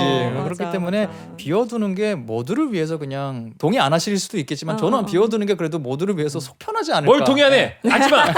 임산부석인데 뭘 앉아요? 임산부면 앉아. 임산부면. 그거 간단한 거잖아. 간단한 거. 그런 게 있고 좋습니다. 저는 약간 마지막 제 의견을 더하자면은 플레이어 입장에서 어떤 프로그램을 출연하거나 할 때 굉장히 고민이 되는 순간이 그렇죠, 있어요. 그렇죠. 특히나 제가 출연했던 더 커뮤니티라는 프로그램은 기획 의도를 듣고 갔기 때문에 이거 자칫 잘못하면은 특히나 우리 사회에서 나의 사상이라고까지 분류될 수 있는 생각을 전시한다는 건 굉장히 위험할 수 있는 그쵸. 상황이기 굉장히 때문에 리스크가 있어요. 그래서 저희한테도 실제 그때, 고민도 많이 했어요. 녹화 맞아요. 전에 제가 막 그거 해야 돼? 이러면서 맞아요. 얘기 많이 했어요. 엄청 맞아요. 걱정하고 맞아요. 그래서 우리끼리도 그 얘기하고 저도 실제로 가면서도 이거 웬만하면 좀 들어보고 아닌다 싶으면 그냥 안 해야겠다. 미팅은 해보자 정도로 갔는데 추천사에 못 쓴 얘기가 딱 그거였어요. 미팅 해보고 나서 이 사람들 악마의 편집할 사람은 아닌 것 같다. 음. 특히나 그 PD님과 이렇게 얘기를 해봤을 때 나를 갖고 뭘 하려고 하는 사람이 아니라 어쨌든 내가 한 행동이 있으면 그걸 잘 보여주려고 하겠다 라는 어떤 느낌이 있었어요. 그래서 이걸 해봐야겠다 생각했던 거고, 출연하면서도 느꼈고 나중에 결과물이 나오는 걸 보면서도 아, 이거는 권성민이라는 사람이 연출을 맡았기 때문에 이런 결의 이런 프로가 나온 것 같다. 아 진짜 그런 것 같아요. 이 프로그램을 보고서 굉장히 저도 여기저기서 많이 공통적으로 어떤 피드백 중에 하나가 그거예요. 1화를 볼 때 워낙 각자 사상이 다르기 때문에 하는 행동, 말투 다 달라요. 그 처음에 내가 호감 가는 사람이 따로 있거든요. 모든 시청자가. 그 말은 내가 비호감이라고 생각하는 어떤 사람의 언행도 있겠죠. 근데 이게 7, 8, 9화 이렇게 가면은 나 저 사람 진짜 싫어했는데 어느 순간 저 사람이랑 내가 동의를 하고 있더라. 저 사람이 여기서 하는 말이 나랑 생각이 똑같아. 난 몰랐어. 그런 게 있는지 몰랐어. 이런 거와 저 사람이 왜 저렇게 말하는지 프로그램 보니까 알겠더라. 이런 반응이 굉장히 많았어요. 그게 권성민 PD님이었기 때문에 가능한 것 같고 왜 그런 거를 만들었고 어떤 고민들이 있었을지 약간 컨텐츠 창작자 입장에서도 아 요런 고민들을 하면서 기획이라는 걸 하는 거구나 하는 입장으로 봐도 굉장히 재밌을 것 같다라는 생각이 들었어요. 그리고 본인이 책에 출연하셨잖아요. 그 본인의 책에 출연한 기분은 어때요? 야 얘기해라. 뭐 얘기해봐. 부끄러운 척 하고 있냐. 감사하게도 저를 되게 그 잘 담아주셨고 사실 거기서도 못난 모습 많았는데 굉장히 잘 담아주셨고 오 왜 더 안 썼지? 이게 끝이야? 오케이. 아 요거밖에 안 나왔어? 야, 저기 뭐야? 얘는 몇 번 더 언급하던데 나는 이게 다. 역시 여러분 은혜는 별로 그렇게 중요하지 않습니다. 사람이 각자 이익으로 사는 거지. 또 설레잖아. 우리 프로그램 얘기한다니까 설레. 맞아. 근데 그랬을 것 같아. 근데 이건 역시 여기서 또 한 번 드러나는 게 이 책을 보면은 그 프로그램에 나왔던 출연자들이 아마 거의 한 번씩은 다 언급이 돼요. 맞아요. 그러니까 그게 또 이분의 그 성향인 거기도 한 거죠. 그러니까 이 사람이는 당연히 10명이 넘는 사람이 나오기 때문에 나와 결이 맞는 사람이 분명히 있었겠죠. 그래서 그 사람을 주구장창 그래서 이 사람이 한 게 나 마음에 들었다 계속 하는 게 아니라 이 모두가 우리 사회를 이루고 있는 구성원이고 그렇게 우리 사회가 굴러가는 거잖아요.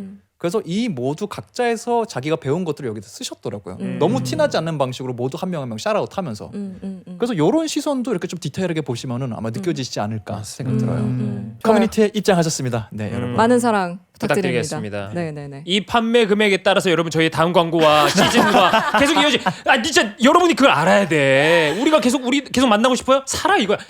책 안 읽어도 되잖아. 그러니까 책은 읽으라고 사는 게 아니에요, 만약에 여러분. 본인이 읽기 조금 본인이 사기 조금 그렇다 그러면은 도서관에 신청도서를 신청도 하고. 넣으시는 방법이 있습니다. 광고 네. 아주 잘하시네요. 따로 더 읽지 마. 화끈하게, DP에나 이렇게 화끈하게. DP에게 사 됐어 그냥 사. 내 생각에는 형 지금 따로 받은 거 더 있어요. 너 PD님이랑 알아? 몇 %야? 넘어갈게요. 좋습니다. 네, 좋습니다. 자, 그럼 우리 공부하다 준비해온 거 얘기 좀 해볼까요? 그렇습니다. 뭐 네. 저로 넘어가면은 공부하다를 딱 우리가 보는 순간부터 큰일 났다. 이거 어떻게 준비해야 되지? 맞아요. 고민을 정말 많이 하다가 큰 맘 먹었습니다. 얼마 전에 우리 신혁이가 자기가 일을 갈아서 준비해오는 걸 보고 그렇게는 아닌데 하다 보니 그런 것처럼 약간 분량이 나올 수도 모르겠는데 괜찮아. 제가 생각을 한 게 음악가는 뭐 음표 공부하고 음악 공부하고 뭐 미술가는 뭐 미술계 공부하고 이런 얘기지 않습니까? 저는 항상 말하는 게 배우는 사람을 공부한다. 이런 말들을 항상 하고 다녔는데 그래서 배우가 대본을 받았을 때 어떻게 공부하는지를 준비해왔습니다. 오, 재밌겠다. 네. 완전 실전. 한번 이제 너무 아주 재밌겠다. 찍먹을 한번 싹 가보도록 하겠습니다. 나 이런 거 좋아해. 나도. 그래서 제가 준비한 작품은 무엇이냐면 아서 밀러 작가의 시련이라는 작품이에요. 네. 연극하는 사람들한테는 뭐 이제 현대 세익스피어라고 할 정도로 네, 모두가 네. 아는 작품입니다. 그래서 한번 싹 빨리 한번 가볼게요. 일단 먼저 시련이라는 연극 대본을 딱 봤습니다. 그럼 일단 처음에 뭘 해야 될까요? 쭉 읽어봐요. 감사해야죠. 그렇죠. 역시 예술가 감사해야 해야죠. 감사해요. 연출님에게 감사해야 하고 선- 제작사 대표에게 감사해야 되고 선택해 주셔서 감사합니다. 최선을 다하겠습니다. 뭐 노예가 되겠습니다. 예, 뭐 뭐든 다 해야 됩니다. 네. 그렇게 하고 읽죠. 네. 그래서 읽어드립니다. 시련이 어떤 내용이냐면 실제로 미국에서 있었던 일인데 1690년대에 매사추세츠 세일럼 마을에서 마녀 사냥이 열립니다. 실제로 만인상이 열려서 19명이 처형되고 어이구. 한 명이 이제 고문치사를 당하고 200명이 투옥되는 그때 당시 실제 있었던 네. 일이에요. 거기서 이제 그걸 각색해서 아서 밀러가 쓴 건데 내용을 요약하자면 이렇습니다. 거기서 페리스 목사가 그 마을에 있는 목사예요. 그 목사 베티와 그 조카 아비게일이라는 아이들이 모여서 악마를 부르는 춤을 춥니다. 네. 이게 이제 실제 악마를 부르려고 한 건지 뭐 이렇게 재미삼아 한 건지 모르겠는데 그거를 목사가 발견을 해요. 그걸 보고 딸이 너무 놀라서 혼수 상태에 빠집니다. 그 소문이 샥 퍼지면서 사람들이 실제 악마가 들어와 버렸다. 그것에 의해서 악마가 왔다 이런 막 소문이 나요. 그러니까 소년들이 너무 무서울 거 아니에요. 소녀들이. 그래서 그 무리 중에 한 명이 있었던 그때 당시에 노예 소녀인 티튜바한테 씌웁니다. 얘가 하자고 했어요. 막 저 했어요. 막 이렇게 해서 막 이렇게 하니까 마을 사람들이 그녀를 막 악마라고 막 이제 찍어서 막 사형을 시키고 이렇게 돼요. 그렇게 되니까 소녀들이 어떻게 딱 느끼냐면 우리가 힘이 있잖아. 이렇게 굴러가는구나. 우리가 사람을 찍으면 걔네가 마녀가 되네? 를 하면서 이제 걔네들이 폭정을 시작합니다. 그 소녀들이 이제 군집이 돼서 하나하나 찍어가요. 그런 와중에 거기 이제 에비게일이 거기 이제 소녀들의 대표인데 그 마을에 존 프락터라는 이제 주인공이죠. 농부가 있는데 마을의 신망을 굉장히 얻는 남자예요. 그 사람이 아비게일과 간통을 저질렀던 일이 있어요. 네. 그래서 아비게일은 그 남자를 못 잊었죠. 그래서 그의 부인인 엘리자베스를 마녀라고 찍습니다. 아이고. 그 부인을 없애면 내가 저 남자를 차지할 수 있겠고. 근데 이제 존 프락터는 마을의 신망을 얻고 있는 사람이기 때문에 자기는 이것이 마녀 재판이라는 걸 이미 눈치챘어요. 악마는 없고 얘네들 탓이다. 그래서 이제 재판에 나가서 막 싸웁니다. 그래서 그 얘네들을 무찌르려고 간통했습니다. 그래. 그것까지 고백을 해요. 근데 엘리자베스가 그 부인이 평생 진실만을 얘기하다가 존 프락터를 지키기 위해서 그런 사실 없습니다. 그렇게 하니까 존 프락터가 거짓말 한 게 되잖아요. 그래서 존 프락터가 마녀로 몰립니다. 그래서 에비게일도 구할 수가 없어요. 이미 흘러가 버리니까. 네. 그래서 존 프락터한테 그때 당시 이제 어떤 다른 곳에서 목사가 파견돼 와요. 근데 처음엔 이게 마녀 재판인 줄 알았는데 보니까 아니야. 그래서 이제 존 프락터라도 살리려고 프락터한테 가서 서명해라. 내가 거짓말했다는 걸 서명하고 마녀인 걸 자백하면 살려는 줄 거다. 이렇게 하는데 존 프락터가 그러지 않겠소. 하고 처형당하는 것까지가 요약입니다. 네, 그런 내용이에요. 그런 실제로 내용이구나. 굉장히 어두운 네. 실제 정말, 있었던 일이고. 정말 문학적이다. 네, 네, 그런 네. 내용인데 네. 대본을 딱 읽었죠. 네. 그럼 이제 배우들은 그 다음에 정석은 무엇을 하느냐? 작가를 공부합니다. 작가는 왜 이 작품을 하고 싶었나? 맞네. 이게 막 피아노 연주 같은 것도 비슷해요. 정확합니다. 네, 악보를 읽고 음. 그 작곡가의 생애를 보고 이 시기에 뭘 하고 있었는지를 찾아보고 이런 걸 하죠. 정확합니다. 정확합니다. 그래서 아스밀을 잠깐 살펴보면 어렸을 때 굉장히 부유했던 유대인의 자녀로 태어납니다. 근데 미국 대공황으로 인해서 집이 쫄딱 망해요. 그래서 그 이후로 막 이렇게 선물 배달, 뭐 어디 배달, 뭐 완전 하층민의 삶을 다시 살게 되는 거죠. 그러고 다시 이제 뭔가 이렇게 대학도 들어가고 뭐 하면서 극작가로 성공을 해요. 짧게 요약한 건데 어쨌든 그렇게 보면 그는 굉장히 부유했다가 사회적인 어떤 흐름으로 인해서 본인이 망했던 경험이 있어서 굉장히 사회 비판적인 시각을 가지게 됩니다. 그래서 그의 작품들 전부 다 사회 비판적인 모습을 띠게 돼요. 그래서 그렇게 성공을 해서 그럼 그대로 쭉 성공하면 되는데 그의 삶에서 뭐가 오냐면 메카시즘의 광풍에 그에게 불이 닥쳐서 유죄도 선고를 받고 막 FBI 막 이렇게 조사도 받고 여권도 뺏기고 막 이렇게 돼요. 이런 걸 딱 겪게 되면 그 시련이라는 작품은 본인의 이야기구나. 본인이 탄압받았던 마치 마녀 사냥처럼 어떤 공산주의의 풍경을 자기가 받은 것을 썼구나를 알게 되죠. 그럼 작품이 좀 다른 게 보입니다. 네. 그렇게 이제 캐릭터를 접근하기 시작해요. 그게 정석입니다. 네. 그럼 이제 캐릭터를 막 이렇게 하는데 그건 너무 복잡하니까 그 중에서 가장 중요한 게 뭐냐면 서브 텍스트를 읽는 것이 가장 중요한 과정 중에 하나입니다. 그래서 존 프락터의 굉장히 유명한 그 독백이 있는데 거기서 제가 읽고 나서 제 서브 텍스트를 한번 읽어볼까 해요. 그 장면 중에 이제 막 서명을 해서 내가 거짓된 거 서명을 딱 하고 나면 근데 재밌는 게 존 프락터가 처음에 서명을 해요. 저 거짓말 한 거 맞습니다. 저 마녀입니다. 살고 싶어서. 했어요. 근데 이 서명한 종이가 대자보에 걸리고 마을 사람들에게 알려진다고 하니까 자기가 안 한다고 해요. 왜냐면 이게 나만의 수치심이면 되는데 이미 돌아간 사람들, 이미 처형당한 사람들도 나 때문에 그러면 그게 정당화되고 그쵸. 사람들에게 알려지는 그 명예까지는 내가 이룰 수 없다. 그러면서 그 독백을 하는 게 굉장히 유명하거든요. 그래서 그 초반에는 뭐라고 하냐면 날 기만하지 마십시오. 이게 교회에 못 박히면은 이미 죽은 사람들에게 내가 또 죄를 짓게 되는 겁니다. 그냥 당신 혼자서 말로 내가 고백했다고 말하고 여자처럼 물렸다고 말하고 마음대로 말해요. 근데 내가 사인한 거를 걸지 마십시오. 막 이런 말을 하다가 이제 여기서부터 독백이 들어갑니다. 아서 밀러의 재밌는 점이 지문이 굉장히 많아요. 그 말은 지가 이미 연기한 걸 너무 다 그려져 있다는 거예요. 그래서 괄호를 열고 온 정신과 육체를 다해 소리 지른다. 괄호 닫고. 처음에 그냥 쫙 읽어드릴게요. 그건 내 이름이니까요. 내 평생에 다른 이름을 가질 수가 없기 때문이요. 내가 거짓말을 했고 또 거짓말에 서명했기 때문이요. 내가 처형될 사람들의 발끝에 먼지만도 못한 존재이기 때문이요. 이름도 없이 나보고 어떻게 살란 말씀이요. 내 영혼을 당신에게 넘겼으니 내 이름만 남겨놓으시오. 이게 독백입니다. 그럼 이제 배우들은 여기서부터 서브텍스트를 찾아요. 제가 넣으면 이렇게 됩니다. 그건 내 이름이니까요. 제 서브텍스트는 제가 그렇게 살고 싶은 것이니까요. 내 평생에 다른 이름을 가질 수 없기 때문이요.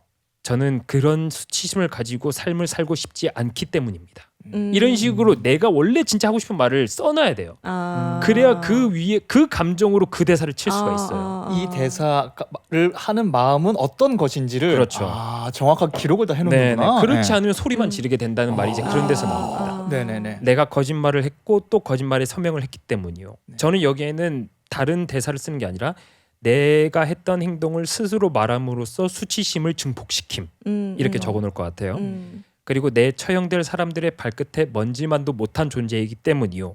이미 돌아간 사람들에게 내가 얼마나 큰 죄를 저질렀는지 다시 되뇌임으로써 내 수치심을 다시 한번 증폭시킴 이렇게 씁니다. 계속 하나하나의 의미를 써두는 다 거군요. 모든 서브텍스트를 다 씁니다. 원래 정석은 이름도 없이 나보고 어떻게 살란 말씀이요. 저는 여기를 이렇게 바꿀 것 같았어요. 제가 그런 수치심으로 어떻게 삶을 이어가란 말씀입니까? 내 영혼을 당신에게 넘겼으니 내 이름만 남겨놓으시오.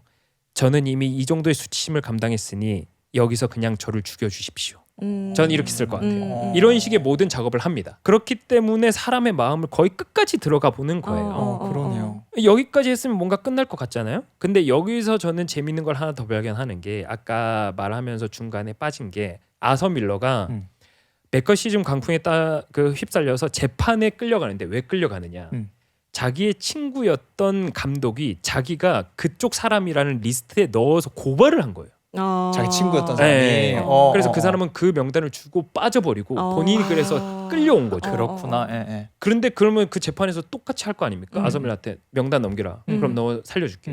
거기서 아서밀러는 얘기하지 않았던 거예요. 나는 그렇게 못한다. 저는 얘기하지 않겠습니다. 얘기하지 않고 실제로 실형을 받고 그렇게 쭉 답 땡기고. 근데 거기서 뭐가 또 있었냐면 아서밀러가 누구와 결혼했는지 아십니까? 마릴린 먼로와 마릴린 먼로 결혼했습니다. 했잖아. 진짜 나 몰랐어. 그래서 거기서 얼마나 수치스러운 말까지 하냐면 거기 재판하는 사람들 중에 내가 마릴린 먼로와 시간을 보내게 해주면 너 무죄로 해줄게 이런 말까지 합니다. 진짜? 그런 온갖 수치와 모욕을 다 견뎌요. 그러고 끝까지 말을 하지 않고 이제 실형을 받고 물론 최후에는 2년 후에 가서 대법원 가서 무죄를 받습니다만 2년 동안 여권도 없고 FBI의 감시도 받고 그런 삶을 삽니다. 그 얘기를 듣고 이 독백을 보면 존 프락터는 아서 밀러구만. 그러네. 그래서 더 가면 이 상황에서만 얘기하는 게 아니라 이 작가는 이 세상 그 어느 곳이든 부당함에 맞서려고 이 독백을 썼구나. 어느 자리에 있던 이 상황에서는 이런 대사를 누군가 말했으면 좋겠다 하는 마음으로 썼구나까지 가게 되죠. 그러네. 그러면 여기에서 접근하는 레이어가 한층 더 쌓입니다. 거기에서 이 독백을 말하는 배우와 그냥 이 문장을 말하는 배우의 차이는 엄청나요. 그러네요. 뭐 축구로 치면 축구화를 신고 하느냐 슬퍼를 신고 하느냐 거의 이 정도 수준. 그럴 것 네. 같아. 그냥 캐릭터의 속마음과 나의 속마음을 좀 합쳐보는 정도 간 사람과 그렇죠. 사회 맥락 쪽에서 음. 작가가 어떤 거를 지금 이 사회에 바라고 있는지까지 그렇죠. 한번 가본 사람은 캐릭터의 의도, 네. 그 밑에 작가의 의도, 작가가 그런 의도를 왜 가지게 됐는지에 대한 사회적인 배경 이런 것까지 모든 걸 공부한 배우와 좀 차이가 날 수밖에 없죠. 그러네요. 그래서 저는 평소에도 사실 이래서 좀 사람들한테 가끔 화를 좀 잘 안 내게 되는 것 같아요. 그래 뭐 예를 들어서 갑자기 형이 막 화를 냈어. 그럼 이 화를 낸데 저는 집중한 게 아니라 왜 화를 내지가 궁금해져요. 여기까지 오게 된 배경이 뭐지? 그래서 저는 형 근데 그 왜 화를 내? 이렇게 물어볼 때가 많아요. 좀 전에도 제가 뭐 결혼했을 때 근데 넌 이럴 때 왜 그래? 이렇게 물어보는 게 저는 그게 거의 대학교 처음 때부터 이렇게 공부를 했기 때문에 모든 사람에게 적용되는 것 같아요. 그래서 저는 배우가 사람을 공부한다라고 말하고 있고 네. 사람을 좀 이해하기 좀 더 쉬운 직업이다 이렇게 말하고 다닙니다. 좀 멋있네. 그런가요? 기영스 좀 멋있다. 진짜 멋있고 왜냐면 저도 이렇게 가끔 배우분들 인터뷰하고 하면은 이렇게 자세하게 길게 들을 수 있는 시간과 편집 분량이 허락을 안 해주거든요. 맞아요. 그래서 해도 이분이 생각한 거에 결과물을 간단하게 몇 문장으로 들을 수 있을 뿐이지 이런 접근을 하고 있다는 거는 사실 공부하시는 연기를 하시는 분들이 아니면 이게 정석이라는 것도 모르잖아 나 같은 사람은. 맞아요. 그렇기 때문에 이렇게 풀어서 해준 게 나도 지금 들으면서 되게 좀 도움이 됐고 좀 궁금하셨던 분들에게도 그냥 재밌는 과정이지 않을까? 맞아요. 그 저희 언니가 이제 연극을 했잖아요. 맞아요. 전공으로. 그래서 저희 집에 그 제가 독립하기 전에 집에 언니의 그 연극 대본들 이렇게 항상 꽂혀 있었을 거 아니에요. 언니가 연극을 되게 많이 했으니까 고등학교, 대학교를 다 이제 연극을 했기 때문에 그러면 이제 한 번씩 꺼내서 보면 뭐가 그렇게 많이 써 있어. 맞아요. 엄청나게 많이 써 있어요. 그러면 이제 그때는 그냥 뭐 되게 열심히 하네, 뭐 신기하다 이 정도로 이제 보게 되지 그 구체적으로 뭘 하는 건지는 잘 모르니까 맞아요. 뭘 그렇게 쓰는 걸까 그 대본에다가 막 엄청 빽빽하게 쓰잖아요. 막 구석에다가도 쓰고 막 이거 이렇게 할까 저렇게 할까 막 맞아요. 엄청 많이 써놓는데 이거 설명을 듣고 나니까 우리 언니 조금 멋있는데? 언니를 조금 존경하게 특히 된달까? 뭐 예를 들어서 학교를 다닐 때 그랬다면은 이거를 굉장히 더 디테일하게 하는 거죠. 그쵸. 굉장히 더 생략된 거고 그러니까 아카데믹하게 하니까 진짜 이제 직설적으로 말하면 나이 설정부터 무슨 습관이 있었고 맞아 그런 거 써 있어. 그는 뭐 하고 막 이런 걸 진짜 디테일하게 적어요. 제가 말씀을 딱 드리면 좋을 것 같은 게 저도 이제 그렇게 깊진 않지만 이제 오랫동안 시나리오를 썼잖아요. 쓰는 입장에서 되게 들으면서 재밌었던 게 저도 어느 정도 좀 힘을 주고 싶고 이 세계관을 좀 딥하게 만들고 싶은 어떤 딱 단편 같은 경우에는 그 캐스트들한테 전사 노트를 써가지고 준 적이 되게 많이 있어요. 그러니까 딱 그런 느낌인 거죠. 단편 영화에서 민수가 마트에 갑니다.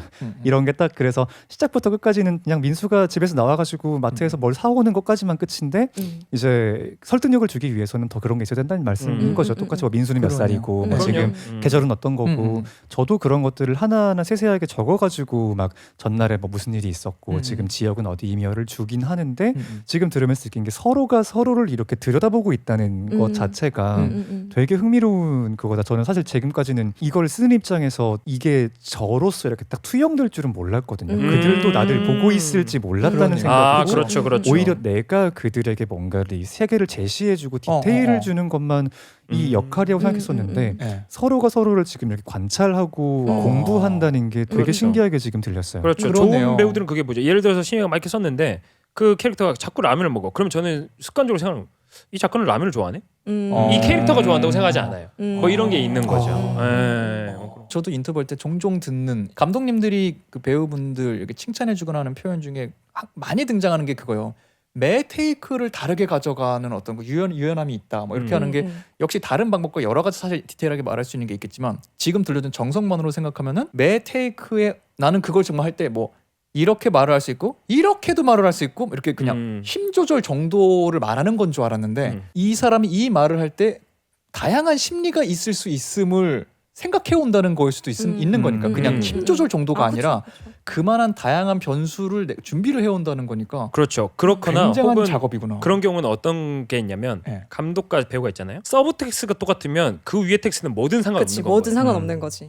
내가 여기서 서브 텍스트가 뭐 예를 들어서 그게 내 이름이니까요인데 저는 이렇게 수치스럽게 살고 싶지 않으니까요. 이 서브 텍스트가 서로 맞아버리면 그 위 대해서는 모든 감독이 상관없는 건 거예요. 이 서브텍스트가 전달만 되면 딱 그거예요. 그래서 그 뛰어난 배우는 뭐든 해도 상관없고 감독도 뭐든 받아들이는 거예요. 천재 배우는 무엇이냐? 이런 걸 하나도 안 하고 했는데 이게 나오는 겁니다. 그런 사람들이 미쳐버리는 거예요. 그냥 했는데 걔는 그냥 딱 했는데 난 그냥 읽었는데 하는데 이 분석 쫙 한 거랑 똑같은 거 혹은 그것보다 더 좋은 게 나올 때 서브 텍스트가 그냥 확 꽂힐 때 이제 그러면 그냥 그 사람이 되는 거구나. 감독이나 작가는 미쳐버리는 거예요. 그냥 오시는 거구나. 아무거나 해라. 봉준호 감독님 송강호 선배 쓸 때 뭐 지시하겠습니까? 선배 읽으세요. 그러면 송강호 선배 다 그건 거야. 다 그 서브 텍스트 한 거라고. 너는 계획이 다 있구나. 이걸 시켰겠어? 그냥 그 몸에 들어가 있는 거지 그게. 그런 겁니다. 재밌다. 그게 이제 눈만 보도 안다는 게 그런 거예요. 서브 텍스트가 똑같은 거.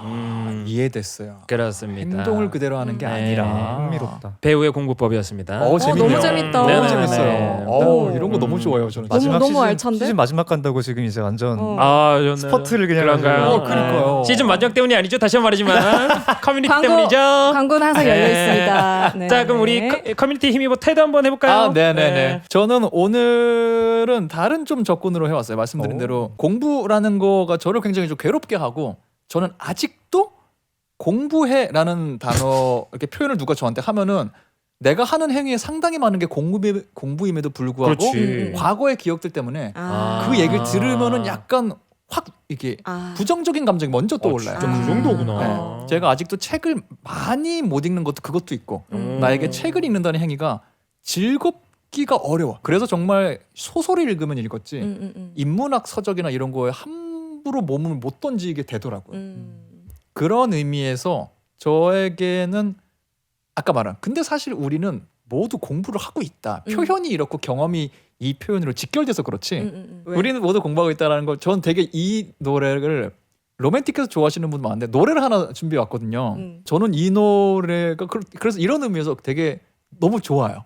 알 것 같아요. 소란이라는 밴드의 너를 공부해라는 노래가 있어요. 네네네네. 난 이 노래를 처음 들었는데 이 달달한 가사도 좋은데 공부에 이슈가 있는 사람으로서 그래 사실 이것도 공부잖아.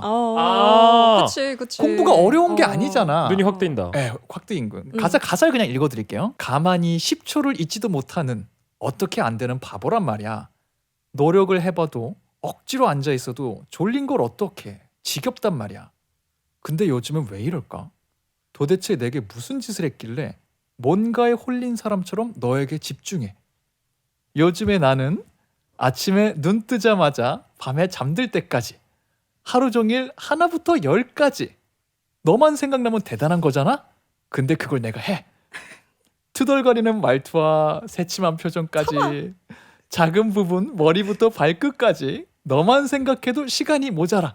하루 종일 너를 공부해. 1절이고요. 2절 그 도입부만 하면은 어쩌면 저렇게 예쁠까? 어떤 생각을 하면서 웃었길래 시간 가는 줄도 모르고 너에게 집중해. 요즘에 나는 후렴구 반복하고 나중에 그 브릿지가 이래요. 보고 또 해봐도 이해 안 되는 일들은 차라리 외워볼게. 숙제가 많아져도 행복해. 이런 가사예요. 내가 나이가 들었나 보다. 내가 너무 오래 살았나? 나 당뇨 걸릴 것 같아 지금. 가사 너무 좋지 않아요? 내 혈당 스파이커 와가지고 잠아요. 나는 근데 이 노래를 공부에 이슈가 있는 사람으로서라고 시작하는 사람을 처음 봤고요. 일단. 진짜? 난 이게 너무 좋은 거야 가사가. 이 로맨틱한 노래를 그러니까. 근데 난 맥락은 이해가 갔어. 그러니까 이해가 갔어. 난 로맨틱해서 좋아한 것도 있고 근데 그래 근데 이것도 공부잖아. 그치. 연애가 진짜 어려운 공부예요. 내가 맞아요. 누굴 맞아요. 짝사랑하게 돼서 이 사람 MBTI 뭐지? 저 사람 MBTI랑 내 MBTI 궁합은 어떻게 되면 이런 거 찾아보고 친구들의 자문을 구하고 이 모든 게 공부잖아요. 그쵸. 이걸 공부한다라는 표현을 너무 하나로 만들어놨기 때문에 거부감이 드는 거지. 우리가 각자 영위하는 모든 거. 아까 처음에 겨울이가 얘기한 덕질이라는 걸로 그러면 연결될 수도 있는 게 완전 그럼요. 우리가 하는 모든 게 공부고 내가 좋아하는 거 관심 있는 거를 조금 더 잘 알고 이해하기 위해서 외워야 되는 것도 생기고 그걸 더 알아보기 위해서 내가 힘을 들이는 모든 행위가 공부예요 사실. 맞아요. 그럼요. 네. 알아보지 않아도 혼자 고민하는 것도 넓게 생각하면 공부일 수 있어요.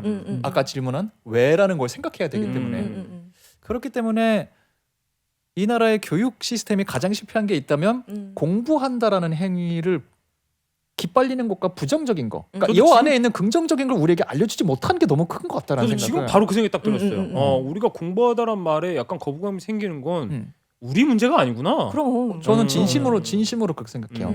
왜냐면 동의합니다. 잠깐 마지막 제 거 마무리하면서 내가 이걸 너무 확실하게 느낀 게 저는 고등학교 학교 한국 다닐 때만 해도 1학년 때 선생님 만나서 수직 상승하고 이제 탑 학생 중에 하나가 됐음에도 불구하고 그때 되게 혼났던 게 과학이 시험을 잘 못 봐갖고 기말에서 100점을 맞아도 우가 나오는 점수가 나온 거예요. 그러니까 79점인가 뭐 이렇게 나왔겠죠. 180인가 넘어야 되는데 어쨌든 그래서 난 과학 되게 못하는구나. 아무리 들어도 모르겠는 거야. 수학 그러니까 이공계열이 나랑 안 맞더라고요. 근데 영국에 유학을 제가 1년을 했잖아요. 영국 애들이랑 하는 그 똑같이 보는 과학 시험 했는데도 A+ 최상위 성적 받았거든요. 알고 봤더니 내가 과학을 못하는 게 아니라 과학 선생님들이 가르치는 방식이 나랑 너무 안 맞는 거야. 아까 맞아요, 말한 그게 맞아요. 암기 위주일 수도 있고 뭔지 모르겠는데 제가 거기서 만난 선생님은 과학을 암기가 아니라 이해의 대상으로 가르쳤어요. 이건 왜 이럴까? 이런 건 뭘까? 이렇게 해서 하고 또 하나 이분이 되게 즐겨한 게 지난 수업에 했었던 걸 우리한테 묻는 걸 되게 좋아했어요. 누군가는 그걸 되게 싫어했죠. 자꾸 그렇죠, 괴롭힌다고 그렇죠. 생각하니까. 근데 내 입장에서는 야 공부했지? 진도 빠졌으니까 나가 이게 아니라 네 저번에 우리랑 했던 거 기억나? 뭐야? 물어보고 이러보니까 이분이 마음에 들고 이 수업 방식이 뭔가 나랑 맞다고 생각하니까 진짜 아무도 안 시켰는데 정의는 무엇인 것처럼 영국에 있는 동안 과학 수업을 하는 날이면 내가 아침에 새벽에 1시간 일찍 일어나서 우와. 지난주 수업한 거 혼자 읽고 갔어. 이 짜릿하지. 쭉 다 읽고 짜릿하지. 이게 내가 설레는 거야. 선생님 물으면 내가 그렇지, 대답해야지. 그렇지. 막 이렇게 하고 물어봤을 때 내가 기가 막히게 대답을 깔끔하게 오 좋았어 하면은 설렘이 있고 아 나 과학 잘할 수 있는 사람인데 이 방식 때문에 내가 고통받는 사람이었구나. 한국에 나 같은 사람도 많겠다. 이런 생각을 좀 해서 나는 맞아요. 우리가 공교육 하는데 이게 막 들어가는 돈 뭐 이런 접근을 할 수도 있겠지만 본질적으로 왜 아이들에게 공부를 시키려고 하는지 맞아요. 그리고 공부를 시키려고 한다면은 어떻게 시키려고 해야 되는지 물론 많이 고민하고 계신 거 알지만 그 전에 워낙 획일화된 게 많기 때문에 요 부정적인 감정을 덜어내는 노력이 좀 많이 필요하지 않을까 고민 더 하세요 그러면. 그렇죠. 라는 생각을 좀 이게 하게 돼요. 근데 되게 깊은 문제긴 하죠. 왜냐하면 이 교육이 그쪽으로 가는 거는 결국은 줄 세워서 대학을 그렇죠. 이제 네. 보내야 되고 대학이 줄을 서 있기 때문에 이제 대입으로 모든 것들이 이제 블랙홀처럼 네. 빨려 들어가고 대학의 어떤 그 마치 대학의 우열이 있는 그런 서열이 돼 있는. 순위로서 네. 서열로서 이게 쫙 줄이 서 있고 그걸로 또 그 다음 인생이 결정되고 그렇죠. 이 모든 게 문제이기 때문에 사실 맞아요. 네. 그래서 그래서 갑자기 저도- 평준화 시키기도 힘들고 맞아요. 현실적인 어려움은 있습니다. 이게 어려운 건 맞아요. 뭐 그렇기 때문에 그냥 저는 꼭 드리고 싶은 말은 10대 분들이 보실 거라 생각 안 하지만 저는 그래서부터인지 10대 때부터 그 생각을 많이 했어요. 학교에서 뭐 잘한다고 사회 나가서 잘하리란 보장도 없고요. 학교에서 지금 선생님들 기준으로 내가 못난 학생이라고 사회에서 못난 어른이 되리란 보장은 없어요. 맞아. 맞아. 아까 초반에 말했던 그 이득적인 거일 수도 있겠지만 저도 성적이 수직 상승하면서 내가 깨달은 게 와 공부 잘하니까 막말해도 선생님들이 깨어있는 애로 보네? 제 친구 저는 원래 공부를 잘하는 애가 아니었기 때문에 친구들 중에 여러 성향이 있는 친구들인데 그중엔 당연히 공부를 엄청 못하는 애도 있었죠.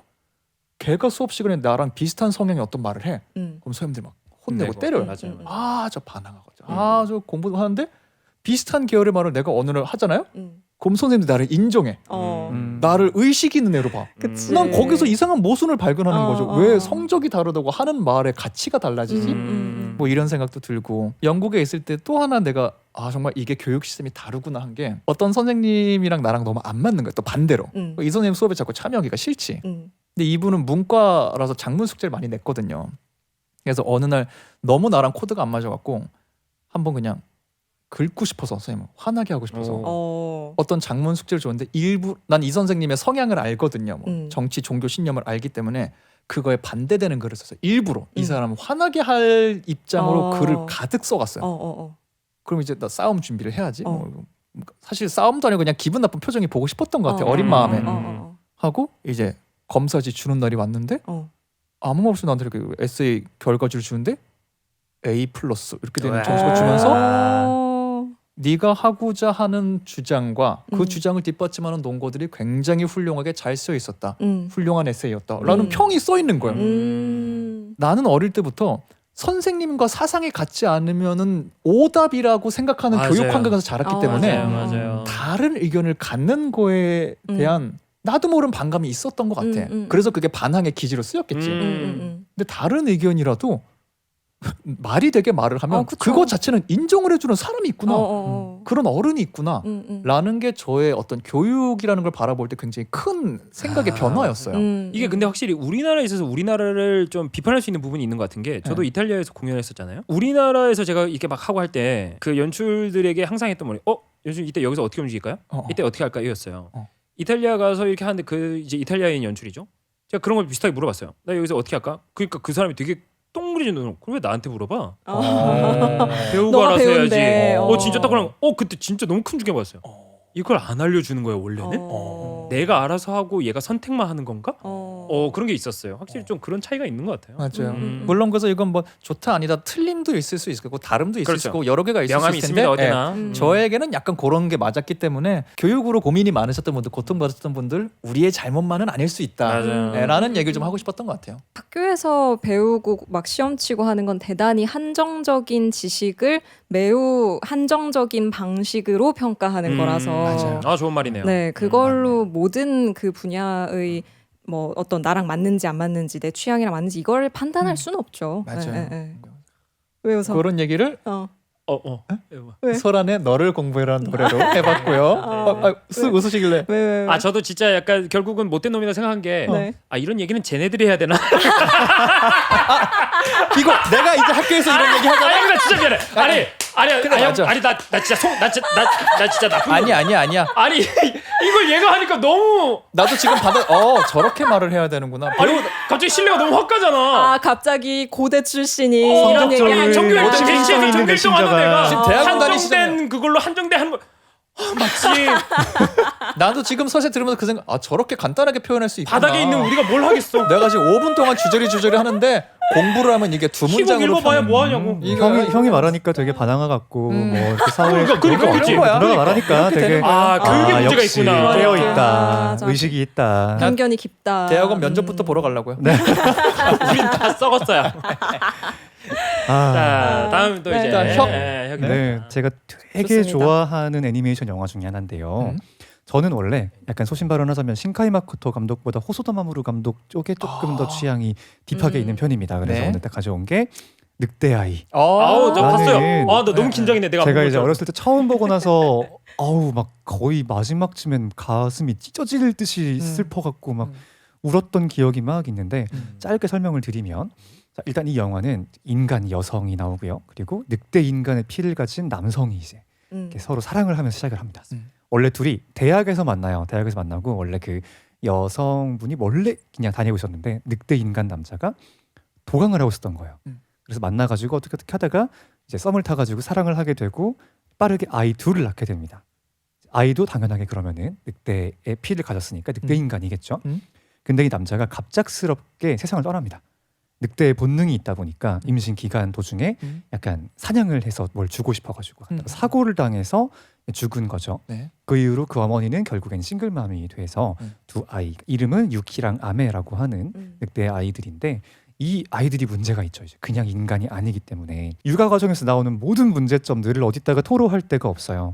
이게 다 비밀이잖아요. 그러니까 이거 뭐 오은영 박사님한테 뭐 그렇죠, 상담을 할 그렇죠. 수도 저희가 없고. 그럴 수 있겠다. 우리 애는 늑대 아이랍니다. 그러니까. 그래서 되게 엄청 인상적인 장면이 나오는데 네. 하나가 엄청 아파요. 먹을 좀 잘못 먹어가지고 막 토를 하고 난리가 났는데 아기를 이제 등 딱 업고 막 달려가는데 대로변 한가운데서 딱 고민을 하는 거예요. 이쪽에는 소아과가 있어요. 근데 이쪽에는 동물병원이 있어요. 고민되지. 오은영 선생님한테 가야지 강효국 사육사한테 가야지. 그렇지, 되는 거야. 그렇지. 그래서 막 그렇게 하는 그 정체성의 혼란도 그렇지. 되게 많이 나오는데 어떻게 해야 돼? 뭐 두 분 종합 솔루션을 어떻게 할 수는 없나? 근데 그 장면에서는 그래가지고 네. 거기까지는 직접 못 가고 그냥 공중전화로 전화를 막 걸긴 하거든요. 뭐 하나하나씩 걸어가지고 여긴 어떻고 막 그래서 하긴 하는데 아무튼 어디다가 토로할 수 없는 이 고민들을 해소하기 위한 어머니의 선택이 공부입니다. 이 영화에 전반적으로 책이라는 아이템이 되게 많이 자주 등장해요. 그래서 어머니가 혼자서 공부를 막 시작하는데 한참 공부하는 씬을 보면 언제는 소아 의료 이런 책 같은 것도 보고 있고 그 다음 장면을 보면 늑대와 함께 살아가는 법 뭐 이런 책도 읽으면서 각자의 생태를 막 같이 공부하기 시작하는 거죠. 근데 그러다가 결국에는 좀 노력을 해보다가 결국엔 사람의 눈을 피해서 사는 게 낫겠다는 결정을 해서 가족이 함께 귀농을 하게 돼요. 하면서 그런 시골 마을 같은 데는 가끔씩 그 버스로 도서관 버스 같은 거 가끔씩 오잖아요. 그렇죠. 이동식 도서관. 그렇죠. 그런 저도 거 와서 어렸을 때 많이 다녔어요. 맞아. 그런 걸 보면서 이제 막 농사 지식 같은 것도 얻고 하면서 마을 사람들한테 이제 식도 얻고 하는데 결국에는 그러니까 전반적으로 다른 뭐 모성에 대한 이야기도 이야기지만 내가 사랑하는 어떤 대상을 위해서 어떤 걸 새롭게 공부한다는 게 내 세상을 늘린다는 게 얼마나 좀 대단한 일인가 하는 거를 조금 알게 됐고 이게 조금 판타지가 있잖아요. 늑대 인간에 대한 이야기다 보니까 근데 이걸 준비하면서 다시 한번 쓱 넘겨보면 생각을 했던 게 이게 이 이야기가 늑대 아이에 대한 이야기지만 어떻게 보면 뭐 국제 결혼이나 나아가서는 다문화 가정이나 이렇게 해서의 느낌일 수도 있겠다. 그럴 수 있죠. 뭔가 내가 사랑하는 누군가를 위해서 사는 나라를 바꾸거나 그래서 거기에 따라오는 필수적으로 공부해야 할 것들, 더 익혀야 할 것들 아니면 나의 다음 세대를 위해서 내가 익혀서 알려줘야 할 것들을 그렇게 하는 건 단순한 정말 우리가 지금까지는 너무 재밌는 식으로 얘기했기 때문에 그렇지만 막 덕질이나 이런 차원을 넘어서 참 대단한 거 아닌가 하는 생각을 하면서 약간의 그 단막으로 준비를 좀 해왔습니다. 근데 그 멘트 되게 멋있네요. 사랑하는 사람을 위해서 내 세상을 넓힌다는 건 얼마나 위대한 일인가. 그럼요. 오, 정말. 그럴 수 있겠네. 공부하다 그래서 뭐를 준비하면 좋을까 좀 고민을 하다가 뭐 책이겠죠 당연히. 근데 어떤 책을 고를까 고민을 좀 하다가 공부에 대한 책도 워낙 많으니까 별의별 공부에 대한 책이 많을 거 아니에요. 이랬는데 얘가 갑자기 토익 만점 받는 뭐 이런 거 꺼내면 시험기겠다. 막 하면 재밌잖아. 사실. 그러니까 너무 책인 것 같은데? 우리 아이를 하버드에 보내는 방법. 그렇지. 막 별의별 책 많이 뭐 30대 죽을 때까지 공부해라. 40대 죽을 만큼 공부해라. 너무 많잖아요. 50대 죽을 만큼 공부해라. 막 종류별로 나와 있어요. 언제 죽어요? 그러니까 공부는 관심 없고. 공부만 하다 죽겠어. 근데 누나 지금 딱 그 시점에 이 시점에 그거 딱 내세우면 너무 네. 배신감 들 것 같고 좋긴 하다. 그치? 너무 재밌을 것 같지? 갑자기 막 7막7장 이런 거 들고 와가지고 제발. 기대돼. 하지만 네. 조금 진지하게 책을 골라봤고요. 제가 공부를 왜 하는지에 대한 얘기를 이 책을 통해서 좀 같이 할 수 있을 것 같아가지고 좀 골라봤는데 제가 고른 책은 제목부터가 벌써 그 공부하는 사람의 마음가짐을 아주 잘 보여주는 그런 제목입니다. 나 저기까지가 제목인 줄 알고 제목 진짜 길다. 일본 책인 거. 공부하는 사람의 마음가짐을 라이트 더 간다고? 네, 책 제목은 무지의 즐거움이라는 책이고 이 책은 먼저 저자를 소개를 해드리면 우치다 다스루라는 일본의 사상가가 있는데요. 이분이 조금 흥미로운 지점이 있어요. 그러니까 이분의 책이 여러 권 우리나라에도 번역이 됐는데 이분이 그 프랑스 철학 연구자거든요. 레비나스라는 프랑스 철학가를 연구를 하는 사람인 동시에 무도가이기도 해요. 정말 평생에 걸쳐서 단련을 해온 진지한 무도가예요. 그래서 실제로 이분이 일본에서 소개될 때는 무도가로 소개되거나 사상가로 소개되거든요. 네, 그래서 평생을 걸쳐서 철학 연구와 그 무술을 진지하게 한 그런 사람이에요. 되게 특이하죠. 그거 뭐지? 힘 만땅 찍은 마법사 그런 느낌인 거 아니야? 물리법사. 물리법사인가? 그런 거. 네, 그래서 합기도장을 운영을 하고 있고요. 네, 그래서 이분이 이제 우리나라에도 그 많이 번역되어 있는 이제 레비나스를 다루고 있는 뭐 책도 많이 썼고 그런 동시에 이제 무술도 가르치고 하다 보니까 사실 일본 학계 내에서는 약간은 좀 정통 어떤 철학 연구자, 프랑스 철학 연구자, 프랑스 문학 연구자는 아니지 이런 느낌이 있는 하지만 그 자신은 굉장히 진지한 연구자인 그런 사람이에요. 네. 벌써 좀 특이하지 않나요? 네, 굉장히 그러네요. 특이하네요. 네네. 그래서 이 우치다 다스루라는 사람의 책인데 이 책의 형식이 조금 특이해요. 이 책은 일본 출판사랑 계약을 해서 글을 쓴 게 아니고요. 이 책 자체가 오리지널 한국판 책이에요. 기획부터가 한국에 출판될 기획으로 나온 책이에요. 되게 특이하네요. 이게 어떻게 그렇게 된 거냐면은 출판사가 먼저 출판 제안을 해요. 그러니까 이 우치다 다스루의 책이 많이 출판된 그 출판사가 있어요. 유유 출판사라고 저도 책을 냈던 출판사인데 거기서 먼저 제안을 해서 질문을 이 우치다 다스루한테 던지면 답변을 하는 방식으로. 그래서 한국어판 오리지널 책을 내보자라고 제안을 한 것이고요. 그래서 이 우치다 다스루에게 다양한 질문을 던집니다. 그리고 우치다 다스루가 그것에 답을 하는 그런 형식의 책이에요. 진짜 딱 그냥 문답집 약간 네, 이런 네. 대담집 같은 거군요. 맞아요. 그럼. 네. 그래서 질문이 있고 거기에 대한 답변이 쭉 길게 있고 이런 식으로 되어 있는 좀 특이한 책이고요.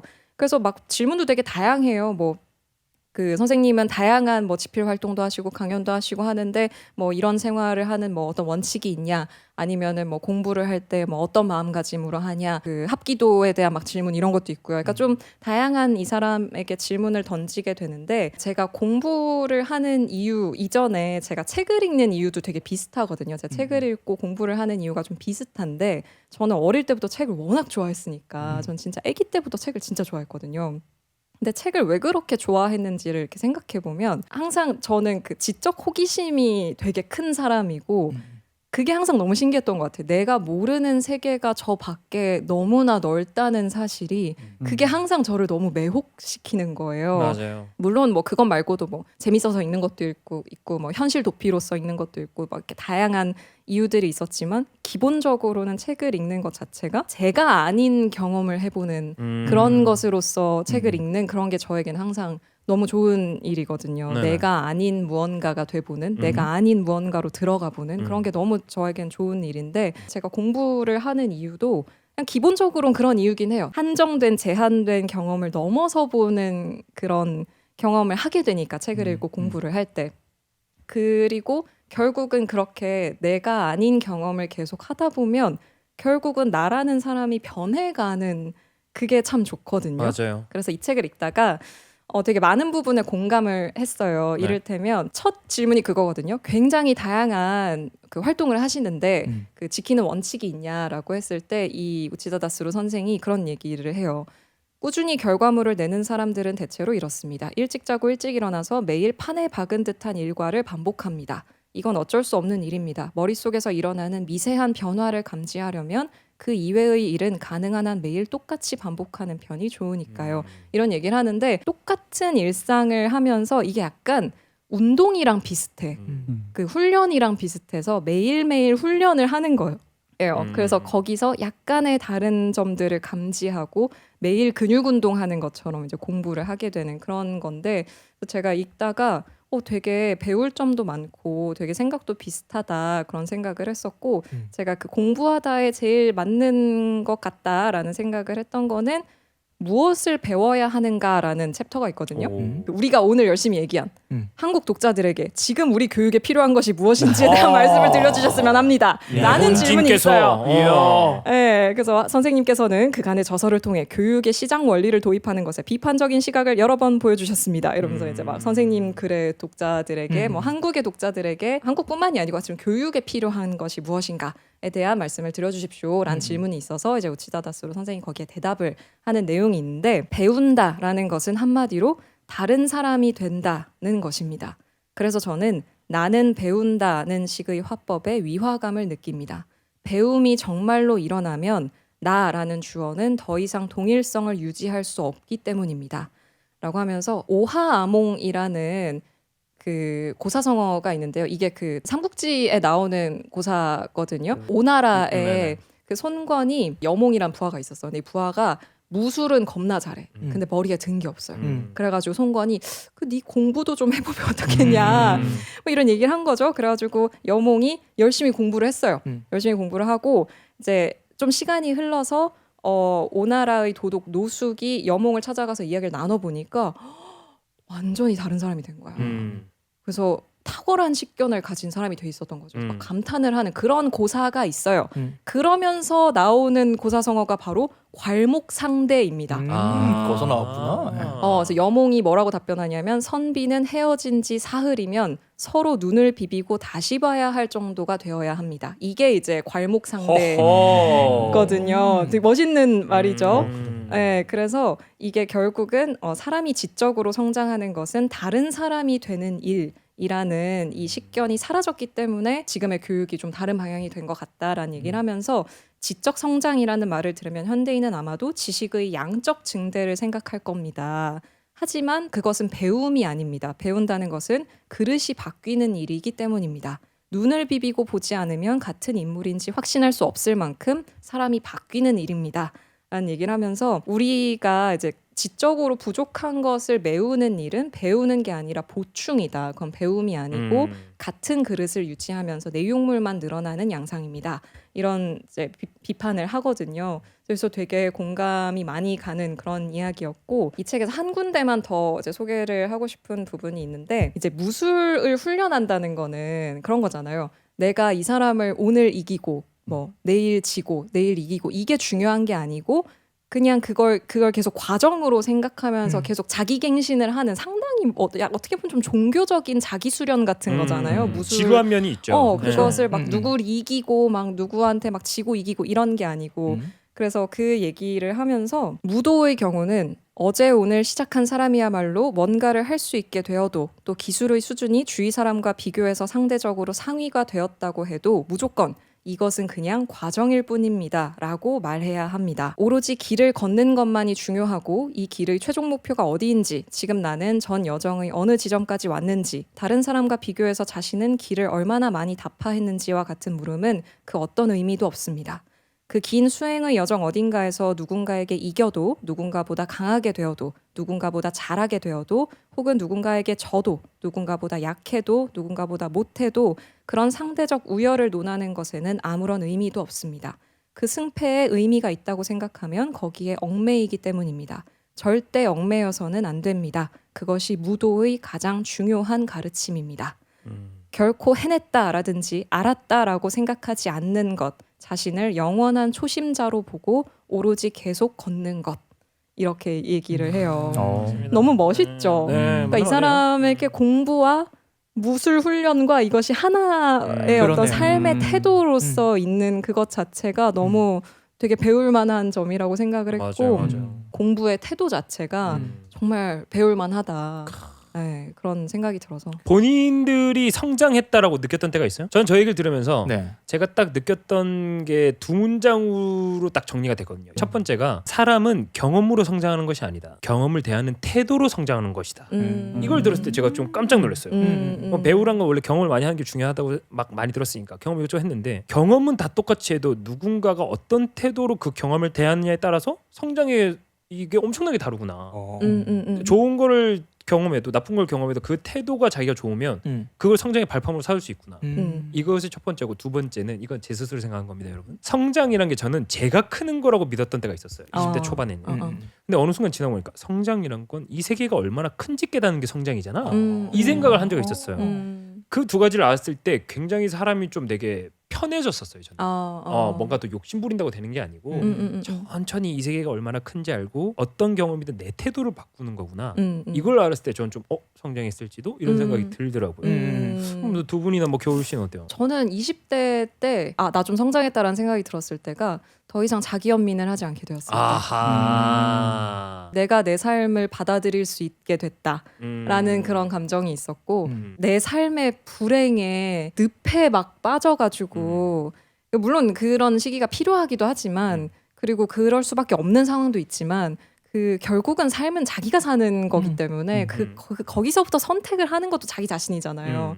그래서 나 이제 더 이상 자기 연민을 하지 않는, 나 조금 어른이 됐을지도 라는 생각을 20대 때 한 적이 있고, 저도 한 두 가지 정도 있는 것 같은데, 다른 하나는 내 삶을 어떤 독자적인 삶의 선택으로 이제 막 생각을 하게 됐을 거 아니에요. 근데 그런 생각을 해가는 과정에서 약간 시간이 흐르고 나서 공동체를 염두에 두는 것이 되게 중요하구나 라는 생각을 했을 때도 나 조금 더 어른이 되었을지도 라는 생각.